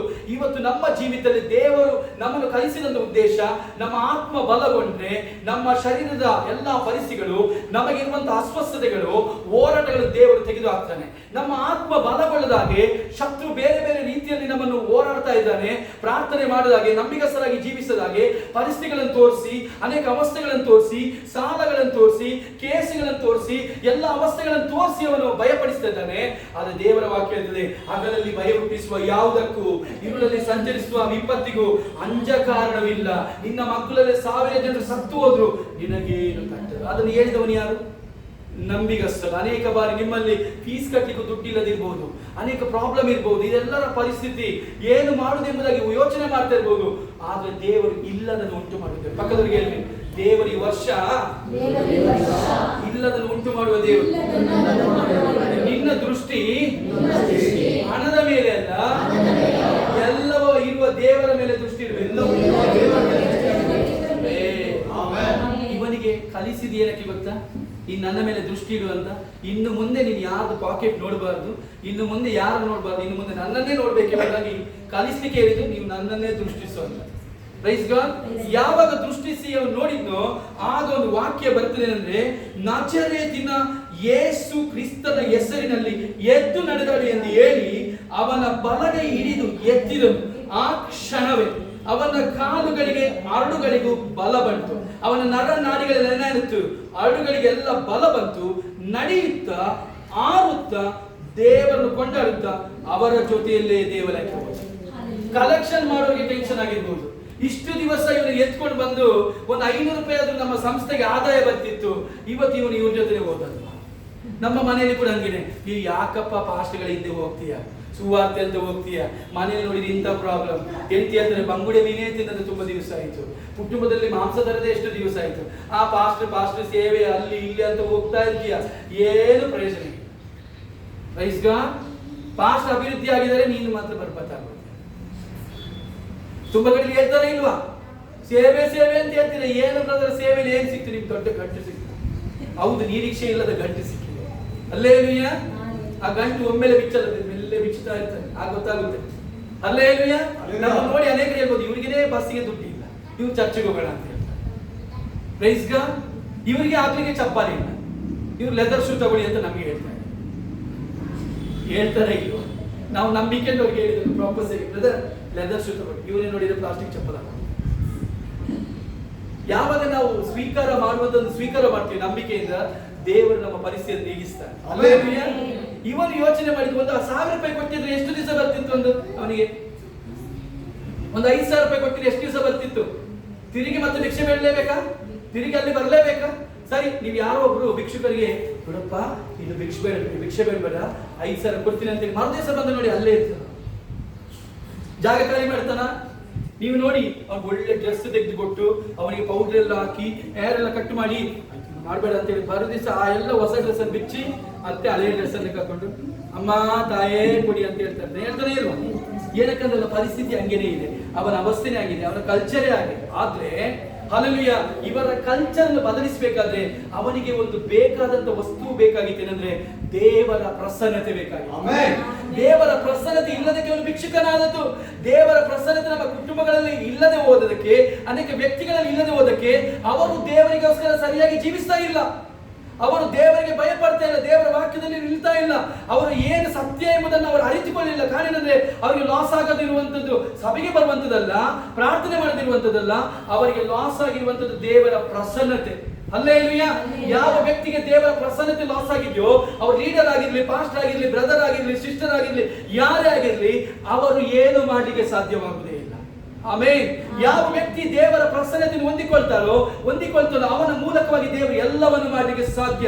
ಬೈಬಲ್ ಹೇಳ್ತದೆ, ಚಿಕ್ಕದ್ರಲ್ಲಿ ನಂಬಿಗಸ್ತನಾಗಿದ್ರೆ ದೇವರು ದೊಡ್ಡ ಕಾರ್ಯದಲ್ಲಿ ಇರ್ತಾರೆ. ಹಲ್ಲೆಲೂಯಾ. ಒಬ್ಬರನ್ನು ಕೂಡ ಕೇರ್ಲೆಸ್ ಮಾಡ್ಲಿಕ್ಕೆ ಆಗಲ್ಲ. ಒಂದು ಕುಟುಂಬವನ್ನು ಕೂಡ, ಒಂದು ಪಾತ್ರೆಯನ್ನು ಕೂಡ ಕೇರ್ಲೆಸ್ ಮಾಡ್ಲಿಕ್ಕೆ ಆಗುದಿಲ್ಲ. ಅದಕ್ಕೆ ಯೇಸು ಅವರು ಕಲಿಸಿದ್ರು, ಈ ಚಿಕ್ಕವನಲ್ಲಿ ಒಬ್ಬನ ನೀವು ತಾತ್ಸಾರ ಮಾಡಿದ್ರೆ ಪರಲೋಕದಲ್ಲಿ ನೀವೇನಾಗ್ತೀರಂತೆ? ಈ ಚಿಕ್ಕವನಲ್ಲಿ ಒಬ್ಬನ ತಾತ್ಸಾರ ಮಾಡಿದ್ರೆ ಪರಲೋಕದಲ್ಲಿ ಏನಾಗ್ತಾರೆ ಅಂತೆ? ನೀವು ಬಹಳ ಚಿಕ್ಕವರಾಗಿ ಹೋಗ್ತೀರಿ. ಅದರ ಪ್ರಿಯರೇ, ಸಭೆಯಲ್ಲಿ ಒಬ್ಬರನ್ನು ಕೂಡ ದೇವರ ವಾಕ್ಯಕ್ಕೆ ಒಳಗಾದ ಮೇಲೆ, ದೇವರ ಪ್ರೀತಿಗೆ ಒಳಗಾದ ಮೇಲೆ, ಅವರು ಜೀವನ ಬದಲಾದ ಮೇಲೆ ಒಬ್ಬರು ಕೂಡ ತಾತ್ಸಾರ ಮಾಡಬಾರ್ದು. ಹಲ್ಲೆಲೂಯಾ. ಅವರ ಮೇಲೆ ದೇವರ ಬಲ ಇದೆ, ಅವರ ಮೇಲೆ ದೇವರ ಶಕ್ತಿ ಇದೆ, ದೇವರ ಕ್ರಿಯೆ ಇದೆ ಪ್ರಿಯರೇ. ಅದಕ್ಕೆ ಯೇಸು ಅವರಿಗೆ ಹೇಳಿದ, ಮಕ್ಕಳನ್ನೆಲ್ಲ ತಡೆಯುವಾಗ ಮಕ್ಕಳನ್ನು ತಡಿಬೇಡ್ರಿ, ಅವರು ನನ್ನ ಹತ್ತಿರಕ್ಕೆ ಬರಗೊಳಿಸಿರಿ, ಅವ್ರಿಗೆ ಅಡ್ಡಿ ಮಾಡಬೇಡ್ರಿ. ದೇವರ ರಾಜ್ಯವು ಇಂಥವರದೇ. ನಮ್ಮ ಜೀವಿತದಲ್ಲಿ ದೇವರ ಪ್ರಸನ್ನತೆ ಒಳಗೆ ಯಾರೆಲ್ಲ ಬರ್ಬೇಕೆಂಬುದಾಗಿ ಹೇಳ್ತಾರೋ, ದೇವರ ಪ್ರಸನ್ನತೆಗೆ ಯಾರು ಒಳಗಾಗ್ತಾರೆ ಅಂತ ಹೇಳ್ತಾರೋ ಅವರನ್ನು ತಡೆಯುವುದಾದ್ರೆ ಅದು ನಮಗೆ ಆಶೀರ್ವಾದವಲ್ಲ. Praise the Lord. ಹಲ್ಲೆಲೂಯಾ. ಈಗ ಇಷ್ಟರವರೆಗೆ ದೇವರ ಪ್ರಸನ್ನತೆ ಹೊರಗಿದ್ದ ಈ ಕುಂಟ, ಅವನು ಕೇವಲ ನಿರೀಕ್ಷೆ ಮಾಡಿದ ಹಣ, ಆದ್ರೆ ದೇವರವನನ್ನು ದೇವರ ಪ್ರಸನ್ನತೆ ಒಳಗೆ ತರಬೇಕೆಂಬುದಾಗಿ ಇಚ್ಛೆ ಇಟ್ಟಿದ್ದು. ನಮ್ಮ ಜೀವಿತದಲ್ಲಿ ಕೆಲವು ಸರಿ ಆಗದಿರುವಾಗ, ಕೆಲವು ಸಂಗತಿಗಳು ನಡೆಯುವುದಿಲ್ಲ, ಕೆಲವು ನಮಗೆ ಪ್ರಾಬ್ಲಮ್ ಆಗಿರ್ತದೆ, ಕೆಲವು ಸಂಗತಿಗಳು ನಮ್ಮ ಜೀವಿತದಲ್ಲಿ ನಡೆಯದಿರಬಹುದು. ಡೋಂಟ್ ವರಿ, ಅಲ್ಲಿಯ ಬೇಸರ ಮಾಡಬೇಡಿ. ದೇವರು ಹೇಳ್ತಾರೆ, ನಿನಗೋಸ್ಕರ ಬೆಸ್ಟ್ ಅದನ್ನು ನಾನು ಇಟ್ಟಿದ್ದೀನಿ. ಆಮೇಲೆ ನಿನಗೋಸ್ಕರ ಶ್ರೇಷ್ಠವಾದನ್ನು ನಾನು ಮಾಡ್ಲಿಕ್ಕೆ ಇಟ್ಟಿದ್ದೀನಿ. ಪರಿಸ್ಥಿತಿಗಳು ಬರಲಿ, ಸಮಸ್ಯೆಗಳು ಬರಲಿ, ಹೋರಾಟಗಳು ಬರಲಿ, ರೋಗಗಳು ಬರಲಿ, ಏನೇ ಬರಲು ದೇವರು ಅದರ ಮಧ್ಯದಲ್ಲಿ ನಂಬಿಗಸ್ತನಾಗಿದ್ದಾನೆ. ಯಾಕಂದ್ರೆ ಅವನು ನಮ್ಮನ್ನು ನಷ್ಟಪಡಿಸುವ ದೇವರಲ್ಲ, ಸಮಸ್ಯೆಗಳ ಮಧ್ಯದಲ್ಲಿ ನಮ್ಮನ್ನು ನಡೆಸ್ತಾನೆ. ಅದಕ್ಕೆ ವಾಕ್ಯ ಹೇಳ್ತದೆ, ನೀನು ಜಲರಾಶಿಗಳನ್ನು ದಾಟುವಾಗಲೂ ಅದು ನಿನ್ನನ್ನು ಮುಳುಗಿಸುವುದಿಲ್ಲ, ನೀನು ಬೆಂಕಿಯ ಮೇಲೆ ನಡೆಯುವಾಗಲೂ ಕಂದದಿರುವೆ, ಯಾಕಂದ್ರೆ ನಿನ್ನನ್ನು ಅದು ದಹಿಸುವುದಿಲ್ಲ. ದೇವರ ನಂಬಿಗಸ್ತನಲ್ವಾ? ದೇವರು ನಂಬಿಗಸ್ತನಲ್ವಾ? ನಮ್ಮ ದೇವರು ನಂಬಿಗಸ್ತನು, ನಮ್ಮ ದೇವರು ಸತ್ಯವಂತನು, ನಮ್ಮ ದೇವರು ನೀತಿವಂತನು. ಪರಿಸ್ಥಿತಿಗಳ ಮಧ್ಯದಲ್ಲೇ ನಾವು ಯಾರು ಎಂಬುದಾಗಿ ದೇವರು ಎದುರು ನೋಡ್ತಾನೆ. ಪರಿಸ್ಥಿತಿಗಳ ಮಧ್ಯೆ ನೀನು ಹೇಗೆ ಇರ್ತೀಯ, ಹೇಗೆ ಮಾತಾಡ್ತೀಯ, ಹೇಗೆ ಜೀವಿಸ್ತೀಯ, ಹೇಗೆ ಹೇಳ್ತೀಯ, ಹೇಗೆ ನಿರೀಕ್ಷೆ ಮಾಡ್ತೀಯ ಎಂಬುದಾಗಿ ದೇವರು ನೋಡಿ ಕ್ರಿಯೆ ಮಾಡ್ತಾನೆ, ಹೊರತು ಬೇರೆ ಏನು ಮಾಡಲ್ಲ. ಎಲಿಯನನ್ನು ಒಂದು ದಿವಸ ಕೆರೀತ ಹಳ್ಳದಲ್ಲಿ ದೇವರು ಕೂರಿಸಿದ್ರು. ದೊಡ್ಡ ಪ್ರವಾದಿ, ಇಸ್ರಾಯೇಲರ ದೊಡ್ಡ ಪ್ರವಾದಿ ಎಲಿಯನು.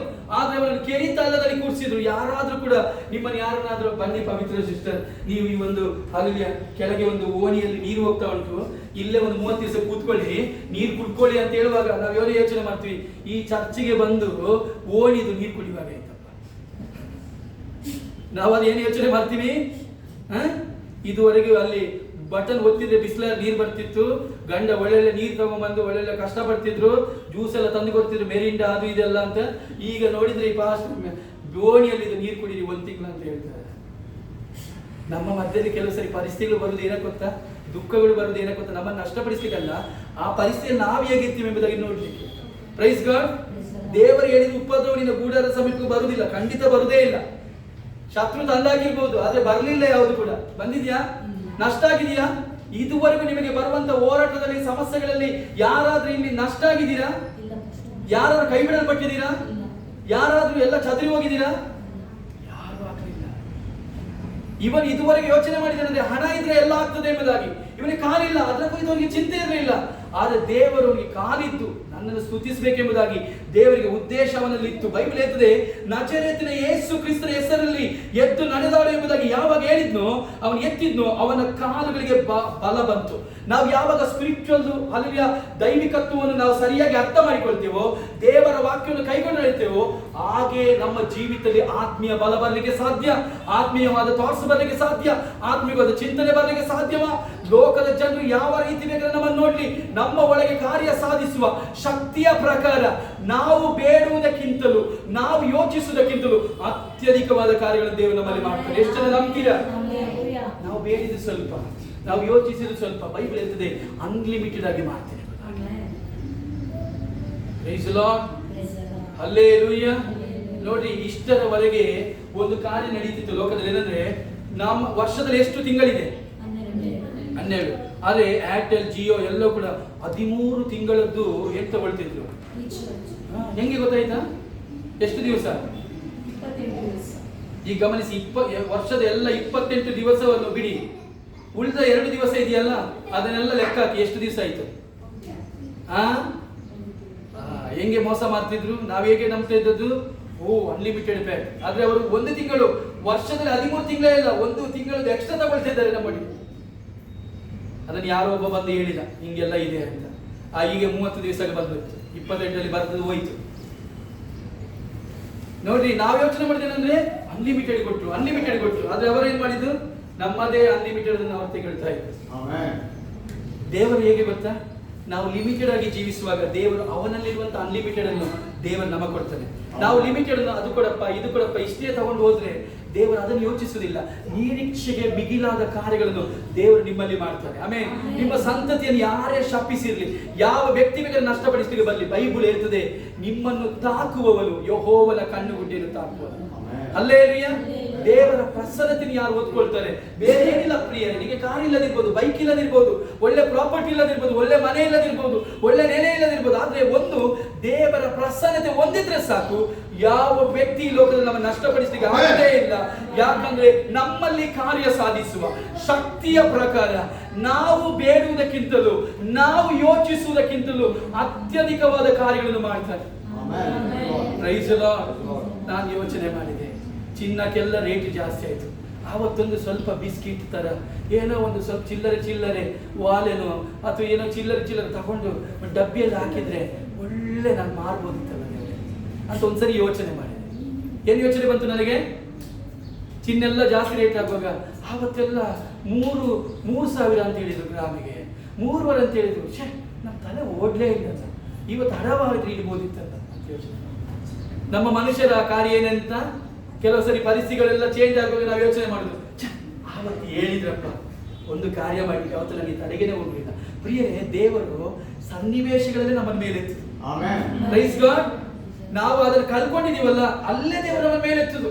ನಾವು ಯೋಚನೆ ಮಾಡ್ತೀವಿ, ಆ ಕಳ್ಕೊಂಡದ್ದು ನಾವು ಇದ್ದೀವಲ್ಲ, ಅಲ್ಲಿ ಇರ್ಬೇಕಾಗಿತ್ತು, ಕೋಟ್ಯಾಧಿಪತಿ ಆಗ್ಬಿಡ್ತೀವಿ, ನಾವು ಏನು ಆಗ್ಬಿಡ್ತೀವಿ. ದೇವರು ಹೇಳ್ತಾರೆ ಇಲ್ಲ ಇಲ್ಲ, ಆ ಕಳ್ಕೊಂಡದ್ದು ಒಳ್ಳೇದಾಯ್ತು. ಯಾಕಂದ್ರೆ ಈಗ ಅದು ಇಟ್ಕೊಂಡಿದ್ದು ನೀನು ಹೇಳ್ತಿದ್ದೆ, ಅವತ್ತು ನನ್ನ ಜ್ಞಾನ ಯೂಸ್ ಮಾಡಿದಾಗ ಅದು ಸಿಕ್ತಿತ್ತು. ಇವತ್ತು ಹೇಳ್ತಿದ್ದೀನಿ ನನಗೆ ಏನಿಲ್ಲ, ದೇವರು ಕೊಟ್ಟದಕ್ಕೆ ನಾನು ಇದ್ದೀನಿ. ಆಮೇಲೆ ನಮ್ಮನ್ನು ದೇವರು ಕೆಲವು ಸರಿ ಪರೀಕ್ಷೆ ಮಾಡ್ತಾರೆ. ಹಲ್ಲೆಲೂಯಾ. ಏನಕ್ಕಂದ್ರೆ ನಾವು ನಮ್ಮ ಬಲದಲ್ಲಿ ನಾವು ಹೇಳ್ತೀವಿ, ನಾನು ಅವತ್ತೊಂದು ಬ್ಯಾಂಕ್ ಬ್ಯಾಲೆನ್ಸ್ ಇದ್ದದಕ್ಕೆ ಇವತ್ತು ಜೀವನ ನಡೆಯಿತು, ಕೊರೋನಾ ಟೈಮಲ್ಲಿ ಊಟ ಮಾಡಿದೀವಿ ಅಂತ ಹೇಳ್ತೀವಿ, ಹೌದಲ್ವಾ? ಕೆಲವರು ಏನ್ ಹೇಳ್ತಾರೆ, ಬ್ಯಾಂಕ್ ಬ್ಯಾಲೆನ್ಸ್ ಇದ್ದದಕ್ಕೆ ಕೊರೋನಾ ಟೈಮಲ್ಲಿ ಊಟ ಮಾಡಿದ್ವಿ, ಆದ್ರೆ ಕೊರೋನಾ ಟೈಮಲ್ಲಿ ಏನೂ ಇಲ್ಲ, ಆದ್ರೂ ದೇವರು ನಡೆಸಿದ ಅಂತ ಹೇಳಿದ್ರೆ ಯಾರಿಗೆ ಸ್ತೋತ್ರ ಮಾಡ್ತೀವಿ? ದೇವರಿಗೆ ಹೇಳ್ತೀವಿ. ಎಲ್ಲಾ ಸಮಯದಲ್ಲಿ ಇಕ್ಕಟ್ಟಲ್ಲಿ ನನ್ನ ಬಿಡ್ಲಿಲ್ಲ, ಪರೀಕ್ಷೆಗಳು ಬಂತು, ಪ್ರಾಬ್ಲಮ್ ಬಂತು, ಕೆಲಸ ಇಲ್ಲ, ಓಡಾಟ, ಮನೇಲಿ ಏನೆಲ್ಲ ಗೊಂದಲ, ಅದ್ರಲ್ಲೆಲ್ಲ ದೇವರು ನಮ್ಮ ನಡೆಸಿದ್ದಾರೆ ಅಂತ ಹೇಳಿದ್ರೆ ಆ ದೇವರು ಇನ್ನು ಸ್ತುತಿಸ್ತವೇ ಇಲ್ವಾ? ಈಗ ಪ್ರಿಯರು, ಇಷ್ಟು ದಿವಸ ಇವನನ್ನು ಹೊರಗೆ ಕೂತ್ಕೊಂಡು ಕಲೆಕ್ಷನ್ ಮಾಡ್ಲಿಕ್ಕೆ ಇಟ್ಟಿದ್ರು.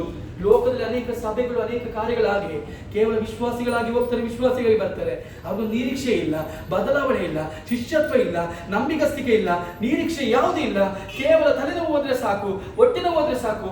ಆದ್ರೆ ಪ್ರಿಯರು, ಅದಕ್ಕಾಗಿ ಕರ್ತಲ್ಲ, ಇನ್ನ ಕಾಲವೇ ನೀವು ಎದ್ದು ದೇವಾಲಯದ ಆಲಯಕ್ಕೆ ಹೋಗಿ ದೇವರನ್ನು ಮಹಿಮೆ ಪಡಿಸಬೇಕೆಂಬುದಾಗಿ ದೇವರನ್ನು ಬೈಬಲ್ ಕೊನೆಯದಾಗಿ ಹೇಳ್ತದೆ.